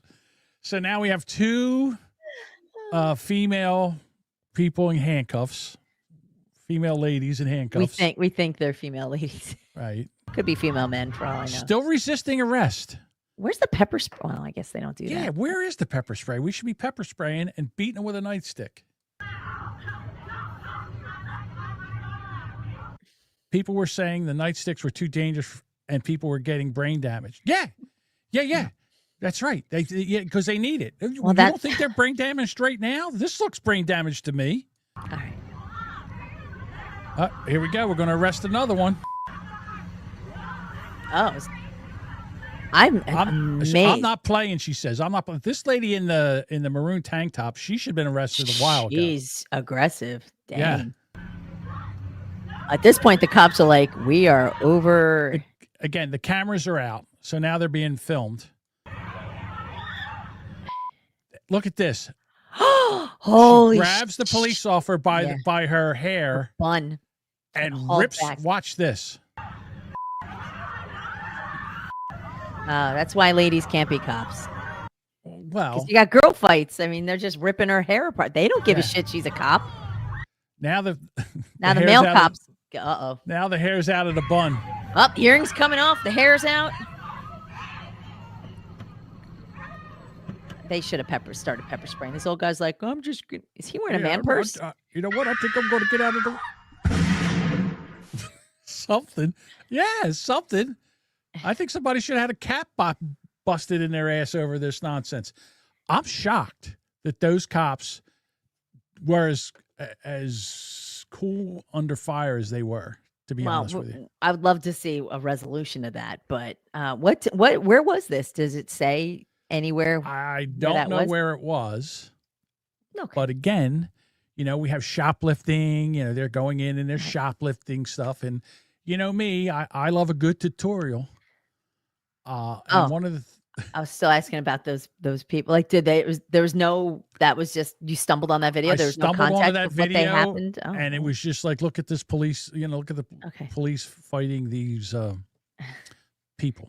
Budbugger says, has a Trenton feel to it. It could be. Kind of, sort of. Oh, Trenton. Yeah, I don't know. I think Trenton, there would have been some, it would have been more aggressive, I think. And where's the backup? Why aren't they calling for backup? I was a little surprised. Well, their hands were busy, but they should have been. They should have had. You get on there, officer trouble. We need backups. Come on, someone come over here. Yeah. We got a bunch of to arrest here. So speaking of that, bunch of ladies. I plead the fifth. Not very ladylike ladies, but if you go out and shoplift, one of the problems you have once you get the items home is you can't sell them because they have these sensors on there. They're supposed to stop shoplifters by making an alarm go off at the front and making them, but they just don't care. They just leave out. Yeah. Like Paul says. He called for blackup. There we go. Thank you, Bob. Hi, Bob. Yeah. So anyhow, this lady has a tutorial on what to do if you have a sensor and you have to remove it. This how you burn off a sensor. This how you burn off a sensor. So they set the thing on fire. I guess it does trigger a smoke alarm. Burn, let it burn. Oh. When this shit start rising in the middle, when you see that start rising up, then you can blow it out. Once you got that part, peel that out. Go get right on the side of that, like that.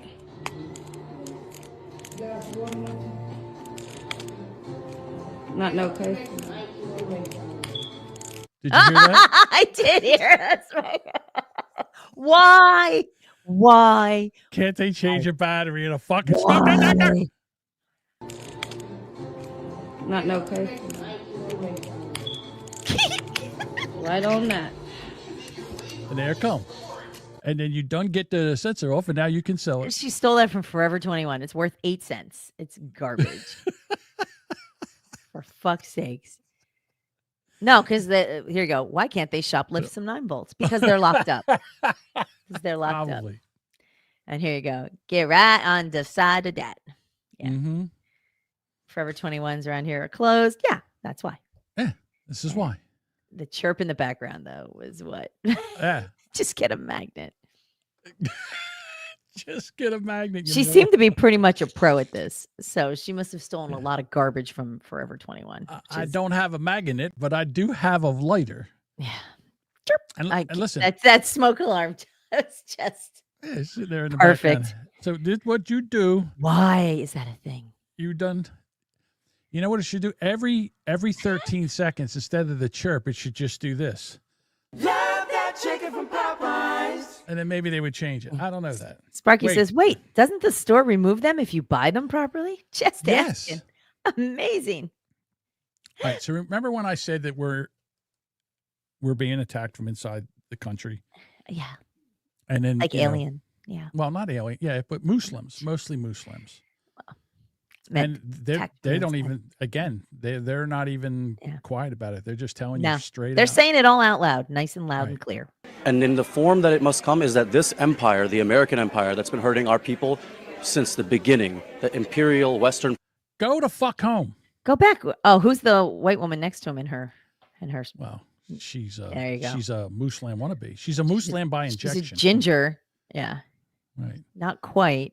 Listen, if you got one of these terrorist scarves on. Powers that have been hurting our people since the beginning, they must fall. And inshallah, they will fall. And my message to the people of Gaza and the oppressed peoples across the world is that there are people here, both young and old, who are going to be willing to fight and are willing to put their lives and everything they can on the line to bring these empires down, because they must come down. I got to tell you right now. Come again. Yeah. We are going to have there's going to be a war here in this country, and it's going to be between the Christians and Jews against the Muslims. Happens. That's how this is going to go down. And then you're going to have your liberal white women that are going to go out there. Well, you know what? Once there's bullets flying, those liberal white women will go home. No, because they'll be beat up. They won't be able to go anywhere. Eat some bacon and shut the fuck up, Mohammeds. I think the problem is these white women, I'll say that, they don't understand. They're like, but I love him. And like, he may enjoy banging you, but he does not respect you. And in his culture, and that's the way it is women do not have a place. They don't. They're property. They're chattel. They're not equal. So, all the nonsense that you're going through, it's not going to matter. It's going to be a terrible end for you because it's never a happy ending. It's always awful. And you know what? My dad came over from Iran years ago. My father did not. My father wanted to assimilate, and he did. He found himself a nice white woman in college. He was very happy to meet my mother, and he wanted to live he wanted to live in America. To the Western culture. Yeah, he did not. He didn't. Yeah, my father was the middle son over in Iran. He wanted to be in America. My father enjoyed the American way. And he worked hard, and he did become a citizen. He had to give up his Iranian citizenship and all that, and became a citizen much later. It took him a while to do so, but he was still here legally. But my mom, like, he still had some wee ways about him, like with some ideas of like, woman do this. And my mom was like, oh, I don't know who you're talking to. Because my mom was not that white woman. My mom was like, at first it was like, oh, okay. And after a while, she's like, no. Like she did not, she put her foot down. And no, my father did not own a gas station. We would have been wealthy had he owned something like that. Yeah, I don't know if I don't know about that. No, we had no money. But you do realize that the issue is women. I mean, they basically ruin everything. Yeah. That's not what you tell us. No, of course not. There's certain times that's not what you say at all. Right. Well, until we get the sex bots worked out, we have to put up with you. Yeah. But I mean, you kind of are the problem. And I say that to say this. I learned a lot about women. I think I learned exactly how the fall of man occurred in the Garden of Eden. Adam and Eve were in the Garden of Eden, and Adam said one day, wow, Eve, here we are at one with nature, at one with God. We'll never age, we'll never die, and all our dreams come true the instant that we have them. And Eve said, yeah, it's just not enough, is it? So people are watching this clip, guys are watching this clip, and they're cracking up. And there's this one black lady sitting there stone-faced, and they notice that she's not laughing, so they ask her the question. No, that's not funny. I was just waiting for more. I was just waiting for more. They really did nail that point. I mean, she couldn't have hit a better home run off of his joke. By the way, I don't take no orders from no women. But see, the thing is, that's how it is. They're just never. But Bill Hicks is dead, so who cares? Yeah, he is dead. Yes, I'm sure he's enjoying the Garden of Eden wherever he is, or he's enjoying something. Yeah. The White House put out a bunch of, I guess I would call them like lawn signs. Yeah. Okay. Good. Boy, didn't like my women joke. I don't think so. It's okay. Yeah. Pancreatic cancer. Oh, that's slow and painful. Actually, it's quick, isn't it? I'm not Steve sure. Jobs had? Didn't he have pancreatic cancer? Oh no, he had guy from Jeopardy did. Oh, Trebek. Trebek, yeah. There you go. So anyhow, basically, what is painful? Yeah, sorry. They put a bunch of signs on the lawn at the White House. Yes, and they had like all the illegal alien criminals. All the ones they've arrested. Right. Now, see, our artwork is that way. See, you have Boomer Bob and then Jody and then Josh. Remember Josh? Oh, I remember poor old Josh. Then Edward and Dave. So, they have all these signs out there, and they put them right where all the press does their White House hits. So that whenever they do a hit, it has to be in the background. No, Devin. No. And John didn't have one of him. Of who? Devin. I did not have one of Devin. I thought we did. All right. Well, I didn't have a headshot of Devin. Those are just the other ones are headshots. All right. So here's MSNBC. They're very pissed off about this. The White House has put up about 100 posters of what they say are unauthorized immigrants who've been arrested for violent crimes. You could see them. All right. let's listen to that again in WMS DNC talk. Has put up about 100 posters of what they say are unauthorized immigrants. What they say are unauthorized immigrants. Not they are. Illegal aliens. Right. Not what they say. This is the bullshit. They. And they're not the enemy of the people. They're not. And they're yard signs, like the Right. ones you see for yard sales. And they're doing good reporting here. Who have been arrested for violent crimes. You can see them there. They put them up on the driveway I of the love White it. House. If you look here, that's the West Wing just at the forefront, the executive mansion itself to the left. But what's particularly noteworthy about this location is it is right directly behind the positions where TV correspondents do their hits from the White House lawn. So therefore, no matter what network you're on, that includes MSNBC, if you're doing a hit from the White House right now, those pictures will be behind you. The White House doing a briefing in about a half hour about what they're doing here. Brilliant. Fucking brilliant. Okay. What I want to do is, here you go. Arrested, sexual assault of a child. Arrested, sexual battery of a child. Arrested, sexual assault. Arrested, murderer. That's the 4 we can see. Here's one. But they were okay when Biden hung a big pride flag over the White House. That's no problem with okay. that. Where do you That's okay. stand for that? Right? Right. Yeah. Interesting. I know But we're like running. criminals that are being arrested and removed, that's bad. Okay. I know we're running long, but I got to tell you, one of the That's what he things I love the most is since we're talking about. I'm sorry. Would you say there, Duchess? You said things are running long, and I said, well, that's what he said. That's what he said. That's what he said. Yeah. There you go. Hey, Daddy. And we're talking. Hey now. Hey now. It's stirring in my loins. Oh my. Hey now. Oh my God. So Hey, they're talking about the media and the press, and they had a on that show with Scott Jennings. I don't even know. Her name is I forget what her name is. I don't even know why. She's a DEI hire. She's there because she's black. I'll say her name's Michelle or something. No. I think it's Amy. I don't know. Okay. Whatever it is. But anyhow, we have a journalist on there, and he's going to tell us what the issue is, what the problem is. You got it. And then Scott. The problem is that the right wing, hello, Scott, has taken advantage of this situation, I think. I love Scott. He's just sitting there. He's like, yes. Okay. Keep digging there, Mr. Looney. Taken advantage of this situation, I think, quite cleverly, quite wisely. They've played into a weakness. What situation? The situation of media being under attack. And so they've created a situation. Scott already you could almost hear him like tilt his head and be like, crack his neck.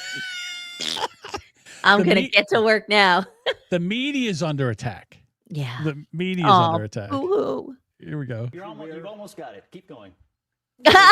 What the right wing is taking advantage of is finally the American people saying enough is enough. Can you turn it up a little? Tired of feeling like That's as loud as, hang on. It's as loud as it goes? Let me see if I can get it up a little high. Let's just jack this as far as it can go. the mass media There you go, out Mike. one view. Right wing is taking advantage of is finally the American people saying enough is enough. They're tired of feeling like the mass media screens out one viewpoint versus another in political coverage. They're tired of media institutions favoring one party over another. They're tired of narratives over factual stories. If I had any advice for 60 Minutes or anybody else, it would be just cover the news and try to be fair about it and stop putting your finger on the scale, especially during campaigns. You're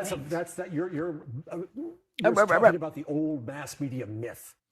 That's it. The old mass media myth that we're on one side and not the other. That's the old mass media myth. See, this guy, he won't give it up. He's some old journalism. In the middle, the Walter Cronkite saying, that's the way it is, when it wasn't for many Americans the way it was, when people were pissed off. People back in those days trusted the media, didn't they? No, they just couldn't be heard.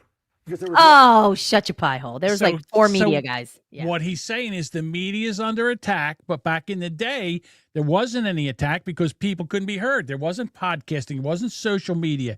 There wasn't the internet that could, as soon as you said something, they could go back and find out where your bullshit was from when you said something different before and call you on your bullshit. So the problem is now that there's a way to hold you to task for the things that you say. And he doesn't like it because now this is an attack on the media because before being held accountable. we had the narrative and nobody could say anything. I could say whatever I wanted to and nobody could say anything. There was no.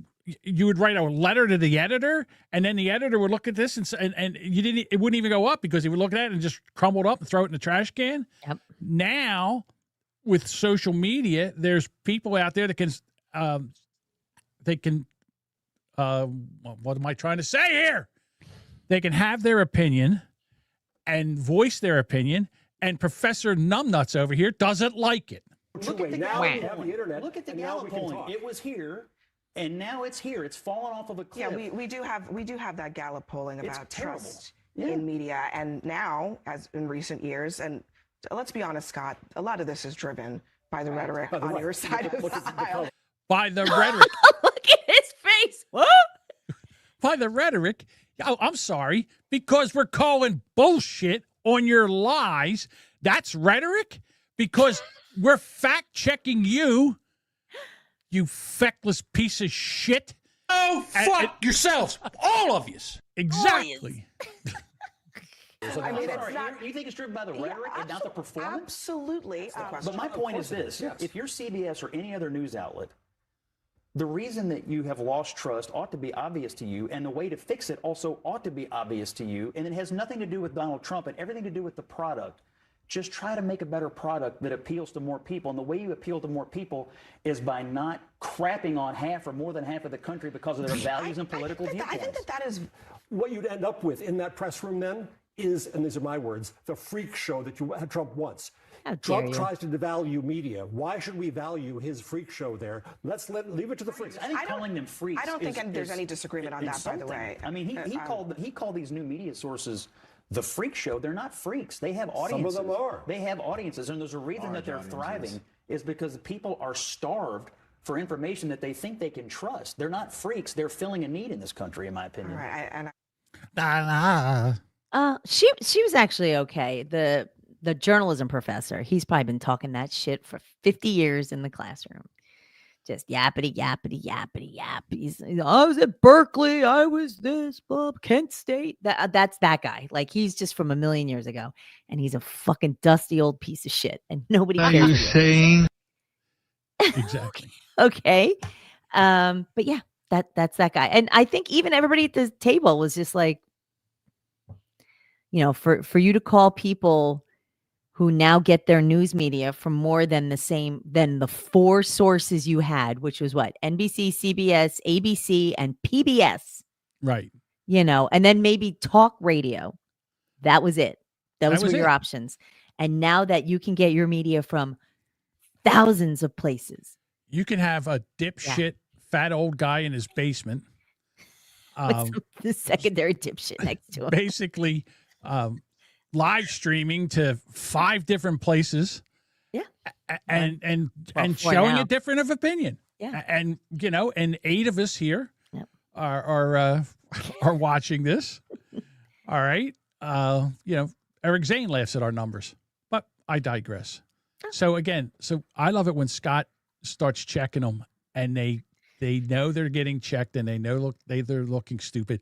And now what they're going to get is they're going to put their angry eyes on and they're just going to yell at them. I love when Scott reacts when they say something. He's like, it's like the cartoon, or it was like when J.D. Vance was looking at the clock and it looked like he was like, wait till I get him with this.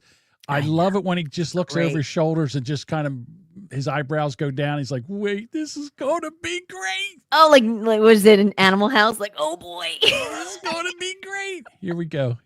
We need to hear this numbnuts start with her shit. There's due process that exists in this country for everybody. And the fact that this man had received no due process was a... Okay. Look at him. Here we go. No due process. Oh, twice he got it. That's a fucking lie. He had all kinds of process. He was duly processed. He was more processed than a box of cornflakes, this motherfucker. At least twice. Jesus Christ. Effectively disappear to a foreign country, a country which he came from, which he was basically... A foreign country, which he came from. So his home. His home. So basically from home. Okay, here we go. He got It's not a foreign country. He lives there. Excuse me, no, he does not live there. He's a citizen of El. Excuse me. He doesn't live there. Don't make sense. Right. Excuse me. Excuse me, no, he does not live there. He's a citizen of El Salvador. Scott, excuse me, he got asylum in this country. He's a citizen. Scott, does he have asylum? Excuse me, let me finish. No, he doesn't. No, it's not that he. Okay. Hold on, Scott. Does he have? Does he have asylum? Excuse me, let me. Does he have Scott? Look at the smile. Does he have a Scott? Does he have a smile? I love Scott so much. And all of a sudden here he's like, finish. No, he doesn't. No, no, he's not. He doesn't. No, he's not. Like, I don't care. I'm just gonna talk nonsensical. Let me finish. Let me finish my lie first before you. Please let me finish. Bitch. Jesus Christ. I'm sure that lady says, "Please let me finish" to every guy that ever fucked her. Excuse me, let me finish. No, he doesn't. No, it's not that he. Okay. Sorry, it's not that he got asylum. He got a judge to say that he could not be. Does he have a deportation order? Excuse me, he could not be. You know she wanted to be. Could you shut the fuck up? He did interrupt her. She knows the answer. She knows the answer is yes. He has a deportation does he have order. He's order. Excuse me, he could not be. Can you let me finish? He could not be. He could not be rendered back to El Salvador because he was at risk of being harmed in El Salvador. Here we go. All right, hold on. Wait. Hold up. No, that's not it. No. That's why we're this not. One. I said, hold up, wait a minute, something ain't right. He was at risk of being harmed in El Salvador. That is what a federal judge. That is what. She's not going to answer. I'm not going to answer because you're going to make fun I'm of going me. to ignore you. Yeah. A federal judge. By who? No, who was he at risk of? Excuse me. That was what a federal judge said. He could not be deported. Risk of being harmed by? I'm asking you. Who could he be at risk by? I don't know. But Now she don't know. She doesn't know who. Could be anybody. Could be anybody. Could be his neighbor, you know. Right. You think I don't know. This is what happens. I don't know enough. That's what they do. I don't have. Yeah, I don't have it. I don't know enough. Steven Tyler looks rough. I never thought about that. Jesus Christ. The only thing that mouth is missing is a fucking hook in it. Rival gang. No.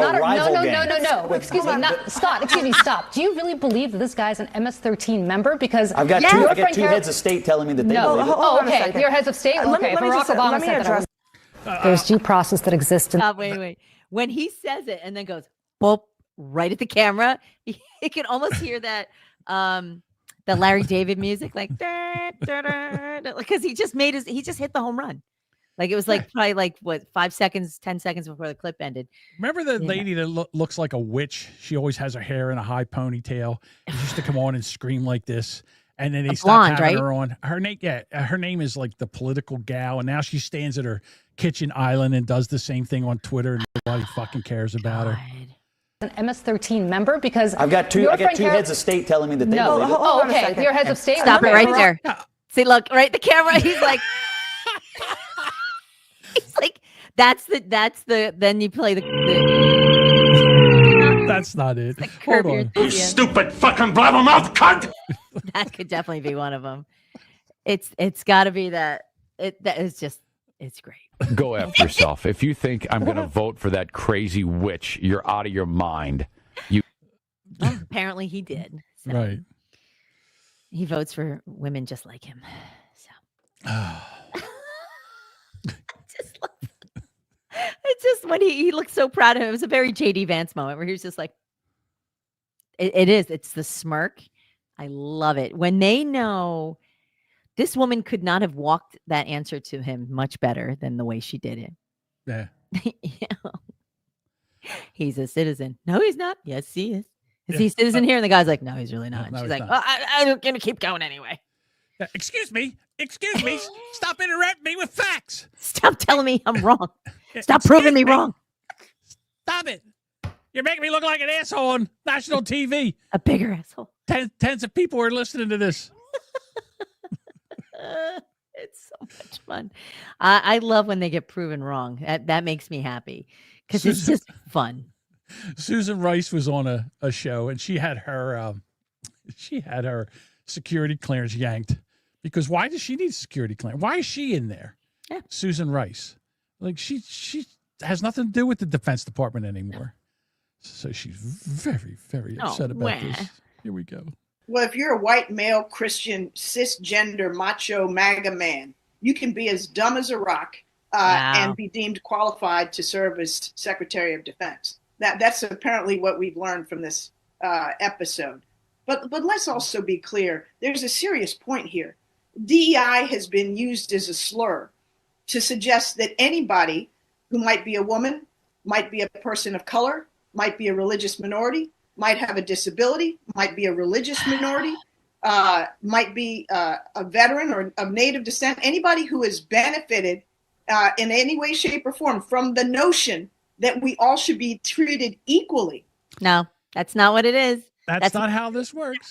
Beating a dead horse. Yeah, that's not what this. No. If you're again, what it does is if you are a minority or you have a handicap, there are some situations where if you're handicapped, you get special ramps, accommodations, but you still have to be able to do your job. You're not going to be a firefighter if you're in a wheelchair. Right. You're not going to be fighting off in a parking lot if you're in a wheelchair. That you're not qualified to do that, okay? So that's not going to happen. Right. All right. But, again, what this does is it makes it where the most qualified is the person that gets the job. Not just because we need so many blacks and we need so many lesbian women. We don't need all that. We don't need a quota because some lesbian women aren't qualified to fly a helicopter. As opposed to the lesbian men. Yes, the lesbian men are qualified to fly a helicopter. That is true. Oh, that's right. Right. Well, they still like holding things in their hands. I'm just saying that if there's a woman that is qualified, she should be able to have that job. But she should not just get that job because, we don't have that many women here. That's not how this works. Yeah, it has to be a qualification. And if it's a physical qualification, that is, to me, is a little bit of a sticky situation. Wicked. So yes, thank you. It's depending on what it is. I mean, if you're a firefighter, you have to be able to carry the gear. I'm sorry. If you can't physically carry the gear, you just can't. What are you giggling at? I'm giggling because Mike's in the background. Whenever he makes a drop back there, it's not the right one. I know, but he puts it in the private chat. Oh, I didn't even see it. He puts it in the private chat. Sorry. I'm like, Mike, we don't care. Usually when you make a mistake, it's even funnier. Yeah, don't stress, Mike, really. Yeah, we're go with it. We just roll with it. We figure there's a reason you're putting it up. I'm gonna drop the curtain here. A couple of times his cat steps on the keyboard and fires off an inappropriate sound effect at the wrong time, and I love every minute of it. Yeah, anybody who's been hanging out with Mike on a Zoom knows his cats step all over everything. It's always funny. But back to the DEI thing. I mean, you have to be able to do your job, and you can't have a female firefighter where they go, well, don't worry about lifting that. Well, you can't. All the stuff weighs the same. You have to wear an oxygen tank. You have to be able to dress yourself in the gear. You have to be able to do everything. And if you can't physically do it, you can't have the job. Exactly. And I understand that there's just some things we as women, and there may be a few exceptional women who are built like a brick shit house who can do that. And they should be able to do it. Yes. They should be able to be hired because they physically can, but you can't lower the bar. Right. There shouldn't be women's tees. Like in golf, there's women's tees and men's tees, but you can't have that in firefighting and police officers. They have to be able to do not for public safety. Absolutely not. Right. Exactly. If I'm getting beat up or mugged by a giant dude, don't send a cop who's my height. Please God, don't send a cop that's my height. I want a big cop that's going to beat the shit out of this guy. Get him off me or whatever. Like, I'll see that. Who could be a firefighter or a policeman right now? Me. I couldn't do it now. Yeah. I can barely get up the steps. Yeah. All right. Well, they got the pole. I don't want anybody, I'm fucking handicapped, you jerk. Look, I can't. And you can't do the job. I can't do the job anymore. So just because you're, and again, you could be a dispatcher. You could be a dispatch. Yeah. Yeah. Oh yeah. I could. I could. See? Except I don't type well. I just type with two. Well, that's true. But a lot of them are. Yeah. Well, that's okay. So assuming you could fit that qualification, right. that you could still be in that field and still have a connection to public safety. But if you physically can't do it, you gotta find something else. Exactly. You know. Oh my God, we went so long today. I mean, we have so much more to go to. I know. I'm gonna have to save them for Thursday. Oh my God, it's 8:30. I don't want to bore the people. We've been yapping for 2 hours. The people. Our peoples, our wonderful peoples. Yes. I appreciate Budbugger. God damn it. I know. I have one. That's why I was going to say, I got to get to, don't worry. It's very, very short, and we have to give the people what they want. What they want. Here we go.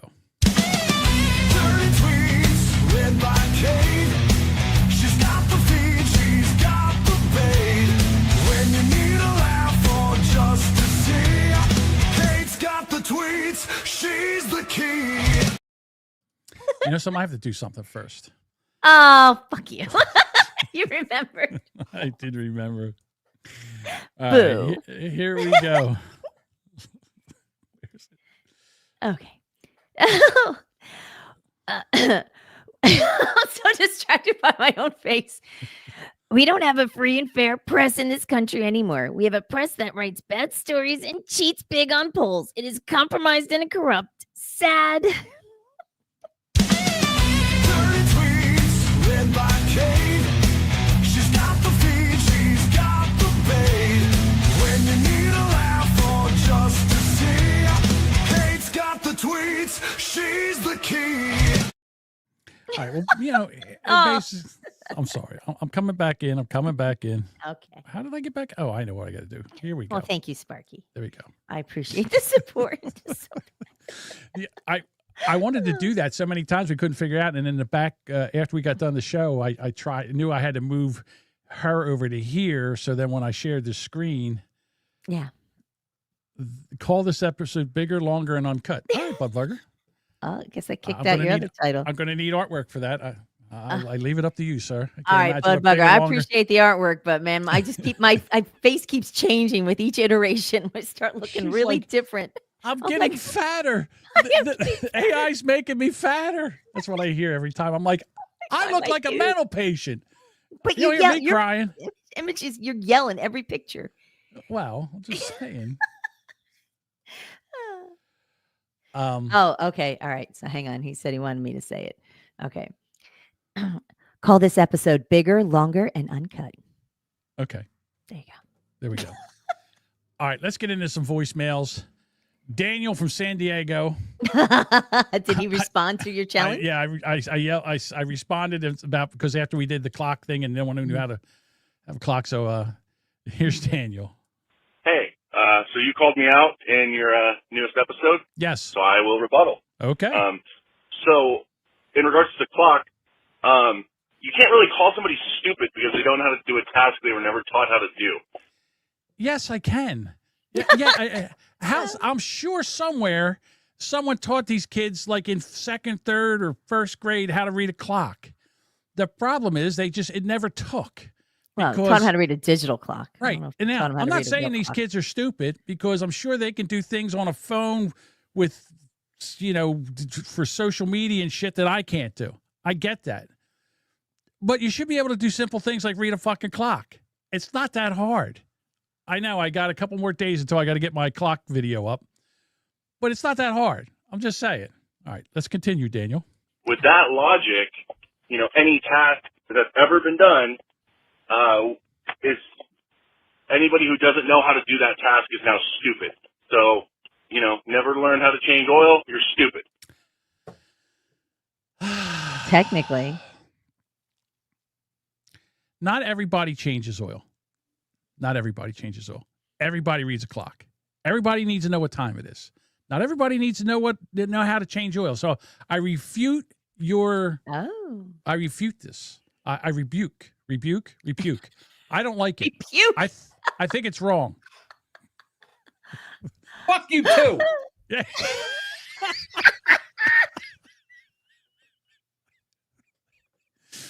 I don't think your argument holds water or wooder. I don't. Wooder. Just so you know, I love Daniel. I love him. I love that he sends these in. And I expect another one. I love it. All right, Daniel, here we go. Right? You don't know how to do it, you're stupid. You never learned how to use a Mac computer, you're stupid. All right. Again, not everybody has to use a computer. Everybody has to read a clock. I'm just saying that. Real men change their own oil. I had a video, I don't even know where it is now, of a lady. She's trying to change her oil. Oh my God, I love that video. She's under there. She's got the pan and she takes the thing and she doesn't realize that when this thing comes out, it's going to it's a gusha. She takes a load to the face of just black oil. There you go, and Mike. now she can't put the cork back in. And she's trying. It's running all over the driveway. It's all over her shirt. As she leaves, she tries to shift it and it just blurps out all over her neck. Oh, it's disgusting. All right, give me a second. So, let me see if I So Sparky changes oil. Budbugger also added brakes. She's squirting. Yeah. She's squirting. And yes, Paul changes oil. He does brake pads. He'll do the rotors. He changes the belts. If it's truly difficult, because we don't have a garage. So if it's a large enough job where he doesn't have all the tools, he occasionally he will take it in to have it worked on. Here's our visual bit. So here she's underneath the car. So hang on. It says when your wife tells you changing the oil is easy. So she's under the car with the bucket. Okay. The oil pan, I guess. And she's getting and as Daniel says right now, she's getting a lesson on how to change oil. I don't like this. Stopping it from. I don't like this at all. Oh, she got the cork out and she's got the pan on her chest. First of all, not a smart idea. Oh. And she's trying to look in. She's tilting it to see if it's full. She's short. That's the problem. She's small, so she's on her back. It doesn't matter how she's laying on her back. But you guys have things that you have. No, you know what we would have done? We would have put the pan on the ground. I know. That's what we would have done. We wouldn't have put it on our chest and tilted to see if there's any oil in it or how full it is. Where's the rag, Gene? Oh, it's spilling, Gene. Where's the rag? I thought you had a rag. I can't get it now. I can't get it. I thought you had all that. Oh no! I don't even know if it's. Now she's looking. Oh, it's all over. It's in her mouth. It's everywhere. Then she tilts it the other way. Now it's running out the other side. But she's changing the oil is easy. It's disgusting. Now it's she's laughing about it. Now it's hitting her in the chest. Yeah. Spraying everywhere. Jesus Christ, how much oil's in this thing? I'm just wondering how much oil's in it. That guy's probably pouring it in from the top. Oh my God! Oh my God! She finally gets it. She finally pulls the pan over on the ground, and she is covered. She looks like Granny Clampett after Jed found himself a bubbling crude. Yeah. Up from the ground come a bubbling crude. To her credit, she's laughing about it. I mean, what do you do? Like, it's gross. I'm sorry. Sparky says, I have never put an oil pan on my chest. Never. No, because well, that's a rookie mistake, I'm thinking. Yeah. And I'm certainly guessing her husband was like, sure, you could put it there. And this is a teaching moment right here. This is a teaching moment. Never change your oil. No. This is why you make your man a sandwich and he changes the oil. I understand it's a win-win. Here's the problem. Now this was thrown down and she's insulted his manhood. So now what happens is now she has to go back there and do it again until she gets this right. No, she hasn't even taken the oil filter. Shoot it all over my chest. Sure. We can do that too. Thank you, Mike. She's just sitting there. She's trying to now.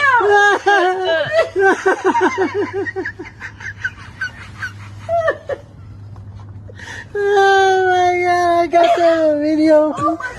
Oh my God, son of a what you did. She is covered in oil.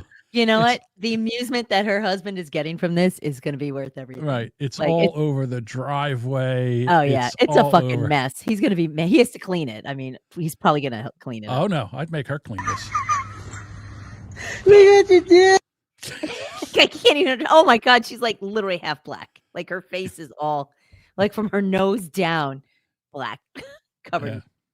All right. That's messy. I'm sorry. We have to get back to Daniel. Yes. Here we go, Daniel. That logic is retarded even for you, John. I think I've explained, and with video evidence, that not everybody has to change oil, right?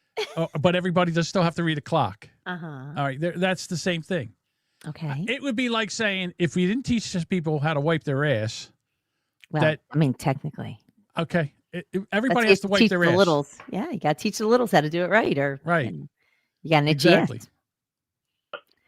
What the test should be on whether a person is stupid in regards to analog clocks, because as we both agree, and broken clock is right twice a day, right, John? How do you know? You can't read. If the person can't read, how do they even know if it's right twice a day? You and I know it's right twice a day, but people who don't know how to read a clock, they have no idea. They could think it's right 5 or 6 times a day. They have no idea. Okay. Again, a flaw in your logic, but let's go on. Is how easy somebody learns how to do it. So the test shouldn't be, hey, do you know how to do this task you were never taught how to do? No. Oh, you must be a fucking idiot. Because again, retarded, right? You say, hey, do you know how to do this? No. Okay, here's a quick overview in 15 seconds how to do it, and then see if they can do it.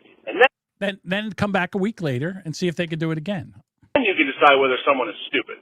Because gauging somebody's intelligence by having them do a task they may have never learned how to do because it's outdated is not a good base of knowledge. It's not outdated. People read clocks all the time. It's not outdated. They still make analog clocks. They still put them on the wall. What do you mean it's outdated? They have awards that have analog clocks. Forget about that. What if you're going somewhere and you say, oh, wait a minute, where is it? It's at 12 o'clock. Where's 12 o'clock? Or where's that coming from? 3 o'clock. They're like, what? They have no idea.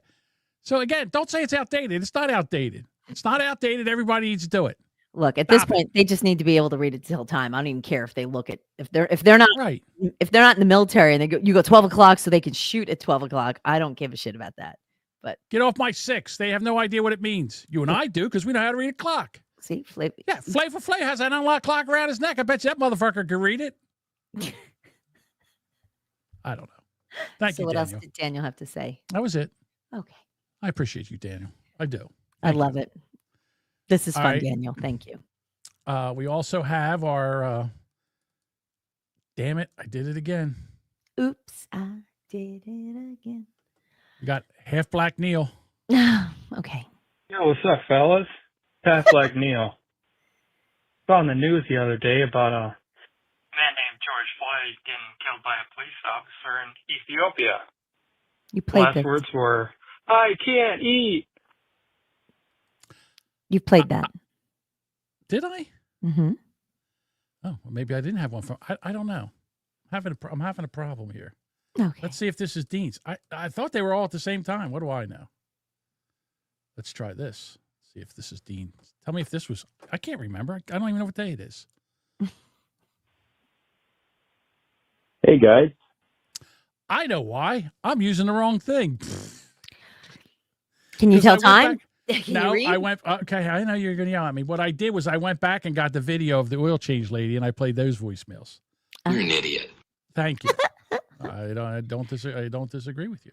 Okay. Here we go. Yo, what's up, my fellas? It's Half Black Neil. What is the best way to knock out a child? A Sandy Hook. Oh my God, Neil. Stop playing that laugh. God damn it. Oh. And then we have Dean. As soon as I can get my computer to work. I don't know. Maybe I need a new computer. Fucking thing. Piece of shit. Making a sale for Max. It's freezing. It's freezing up. Let's try this. Okay. Okay. I got it. I got it. Let's do it. Good evening, everyone. Hope you're having a good day. I have a question for you. What do you call a pregnant black woman? What do you call pregnant black woman? I don't know this one myself. Pregnant black woman? I don't know. All right, here we go. Buy one, get one.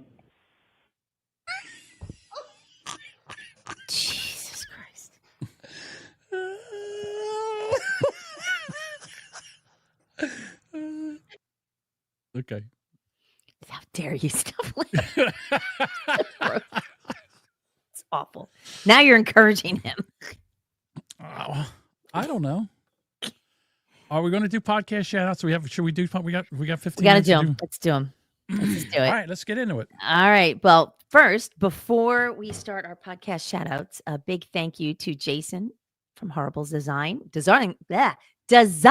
Horrible Design, who makes these creative, wonderful mugs. So go visit Say his that site. one more time. I can't. I fucked it up. I'm tired. It's been a long day. HorribleDesigns.com. You and your fat, lazy tongue. I know I've been hanging around John too much. I call bullshit. That's not bullshit. That's for real. I can't. So even go talk fuck anymore. yourselves. All right. I'm sorry. I interrupted. HorribleDesigns.com. Type in Boomabunka in the search, and you can either get a fantastic coffee mug or a tall tumbler with our logos. And you know how much entertainment Facebook is missing right now because they shut us down? How dare they? How dare they? So we'll just have to share the episode link on our Facebook Rumble. page. We're going to end up on, we're going to end up on Rumble. We're just going to end up on Rumble. And Twitter. All y'all are just going to have to follow us there eventually. Yeah, that's all. So, and DM me, and you can get this fantastic Boomer Bunker podcast sticker.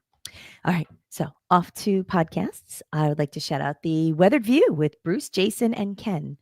And Jason and Ken were not on last night's show, but I was with Bruce and Christian, and it was a lot of fun. Okay. And I had to say it with Aaron. Aaron and I were on we did an episode of his show. Awesome. I'm not sure when it's supposed to be out. Friday, I heard. I think Friday. He's got to clean it up a little bit, little clean up, and that'll be out Friday.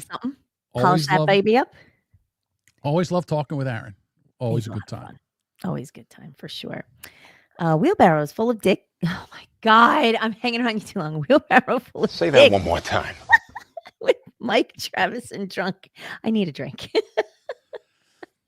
The Old Man's Podcast. Now, from what I understand, I hear a little birdie told me that they celebrated their 5th anniversary today. Yes. Today. Yes. So that's I feel bad I missed it. I was not Congratulations. able to Yeah, you know why you missed it?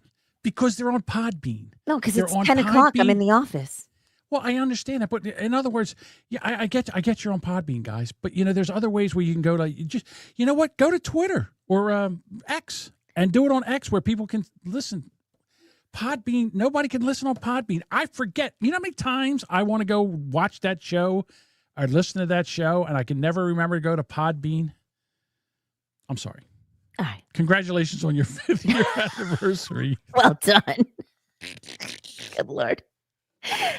That's a great way to tell them congratulations. So, shitty song of the week with Red and Jody B. The TNA Podcast with Jason Roach and Sam Hall, another 2 guys at technology. And again, love these guys. Love these guys. Oh, it's the interwebs in their area. I know it's tricky. It's tricky, the interwebs. Exactly. I'll help you. I swear. Just let me know. I'll get on a phone call with you. We'll do a Zoom call or whatever you need to do. I'll help you set it up. No, I think it's just terrible connections. They just don't. The internet strength. They don't have what we got. I'm astounded when I hear. I thought high speed internet would be everywhere by now, right? Well, the former vice president DEI hired had billions and billions of dollars to hook people up with high speed internet. And you know how many houses got hooked up? None of your houses got hooked up. I thought she was the internet czar. She's as worthless as tits on a frog. Yeah, my old father would say. Absolutely. Get Starlink. Absolutely get Starlink. Shitting the shiznit with BT. Mm-hmm. You think he's stopped jerking off over WrestleMania yet, or you think he's no? He's sure he's loving it. Okay. I shake my head with Lisa and Sam. They are electing a new prime minister. I'm hoping it's Pierre Paul Revere. I know the 2 ladies don't like him, but I do. No. But you know what? Again, I don't know what the fuck's wrong with Donald Trump. Sometimes I really don't understand him because we needed him. All we needed, again, he started this shit with Canada and Canada being the 51st state. And again, today, they're going to the polls and he's like, okay, Canada, why don't you just become our 51st state? He's doing this. He's trolling him. I understand he's trolling him, but what's going to happen is now we could have had a real partner if we had Pierre Paul Revere as their prime minister, and now we're going to get another socialist douchebag or whatever the guy's name is now. I don't know what his name is now. Let's see what's trending. And the Toronto mayor. Oh, we don't want Donald Trump to be the president of the United States. The Canada would not be the 51st state. In English, please. Exactly. Thank you. I have no idea. The Variety Show with Mariah. Oh, okay. And then the Brand X podcast with Deuce, Joe, and myself. We're doing another one, I think, in a couple days. Or is it this Friday coming up? Yes. Yeah, it's the 2nd, and then the 16th with Mac. All right. How is it so I the know your 2nd. schedule better than you? Because I'm I'm I don't even know what day it is anymore. Monday, So- Friday, Thursday. Who cares? So this Friday we're doing it again. Yes. Okay. All right. This Friday we're doing it again. Doing it live. The Are Brand you X going podcast. to? Are you going Yeah, to run it I'm through going to- StreamYard? I'm going Or to Discord? stream the audio How did you do on it? Rumble. Rumble. That's what it was. Rumble. There you go. The Who's Right podcast with Doug and Anthony. Two fine gentlemen. The Naturals podcast with Uncle Kyle and Sweet Derek. This Sound guy, like kid Uncle touchers, Kyle, truly. I love this guy. He reminds me of me when I was 30 years old. He is a wackadoodle. He is so funny. He cracks me up. But, if you're looking for a lighthearted podcast, go listen to these two doofuses. They are funny. I'm sorry. Yes. A Awesome. doofy. The Doofy. Am I canceled with Edward? I don't know what's going on with Edward. He put out an episode because he was, it's unedited, which was fine. I think I listened to it. It was good. It was good. But he's so busy. No one knows what he's doing, but he's so busy. I have to tell you, I was listening to his podcast, and I didn't hear it. I didn't hear it Friday. I listened to it Saturday. For some reason, I didn't tune into it. So I was jumping in the shower, and I usually play a podcast when I'm in the shower. So it's just something. So it's Mike Rowe? No, just any podcast. Shut up. No, it's not that. Just don't be gross. Anyway, I put Edward's podcast on because I was gardening and gross and all that. So I put it on, and of course, the beginning he's singing. I can't pay for my pizza. Yeah. What do I do? Oh, stop. I'm sorry. So I'm listening to it, and the first 5 minutes he's singing. I don't even know what song it was, but it was No one does. I know some of the songs, but he was kind of screaming it and like out of ridiculousness. And it gets to the point. Paul's like, "What are you listening to?" Because he can hear him on through the bathroom door. He's like, "What are you listening to? It's terrible." Because he's all like, screaming like Edward does. Which made me laugh, but I still love the "Am I the Asshole" episodes. They always make me. And then I put on Mike Rowe, and it was He palmed my breasts. Oh my His God! thumb Stop flicking over my nipple. Stop! I cried out, and he buried himself in me with a mighty stroke. I'm sorry. Yeah, I'm like right there. Come on, in your snatcher down the hatch. And speaking of sexy podcasts, the Totally Wholesome, Not Dirty podcast with Molly Stewart. Now, she's a OnlyFans girl that has a podcast. And to be honest with you, I love her podcast. I have not checked her OnlyFans out. But she's an OnlyFans girl. She's always posing in lingerie and stuff like that. But that's to me, I like her as a podcaster. I don't know. I think she's got more. I think she's got more to say than just, I don't know. She have really big talents. No, she doesn't. But I find her goes right. Entertaining. I really I'm haven't. sure I have not looked her up as. I haven't looked at her OnlyFans. I have not. Okay. But that's listen. Why wouldn't I tell you if I did or I didn't? I'm not. I did say I didn't believe you. I'm just talking to the audience here. I have no problem telling you if I went and looked at her OnlyFans and looked at her lady bits, but I have not. I would love to. Exactly. That's right, OJ. 2.5 hours. What are we doing here? I don't know, but it's fun. All right.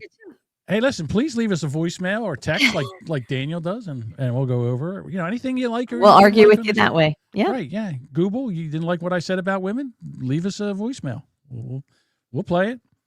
And you can do that by going 856-477-1935 or go to the Boomer Bunker podcast, boomerbunker.com.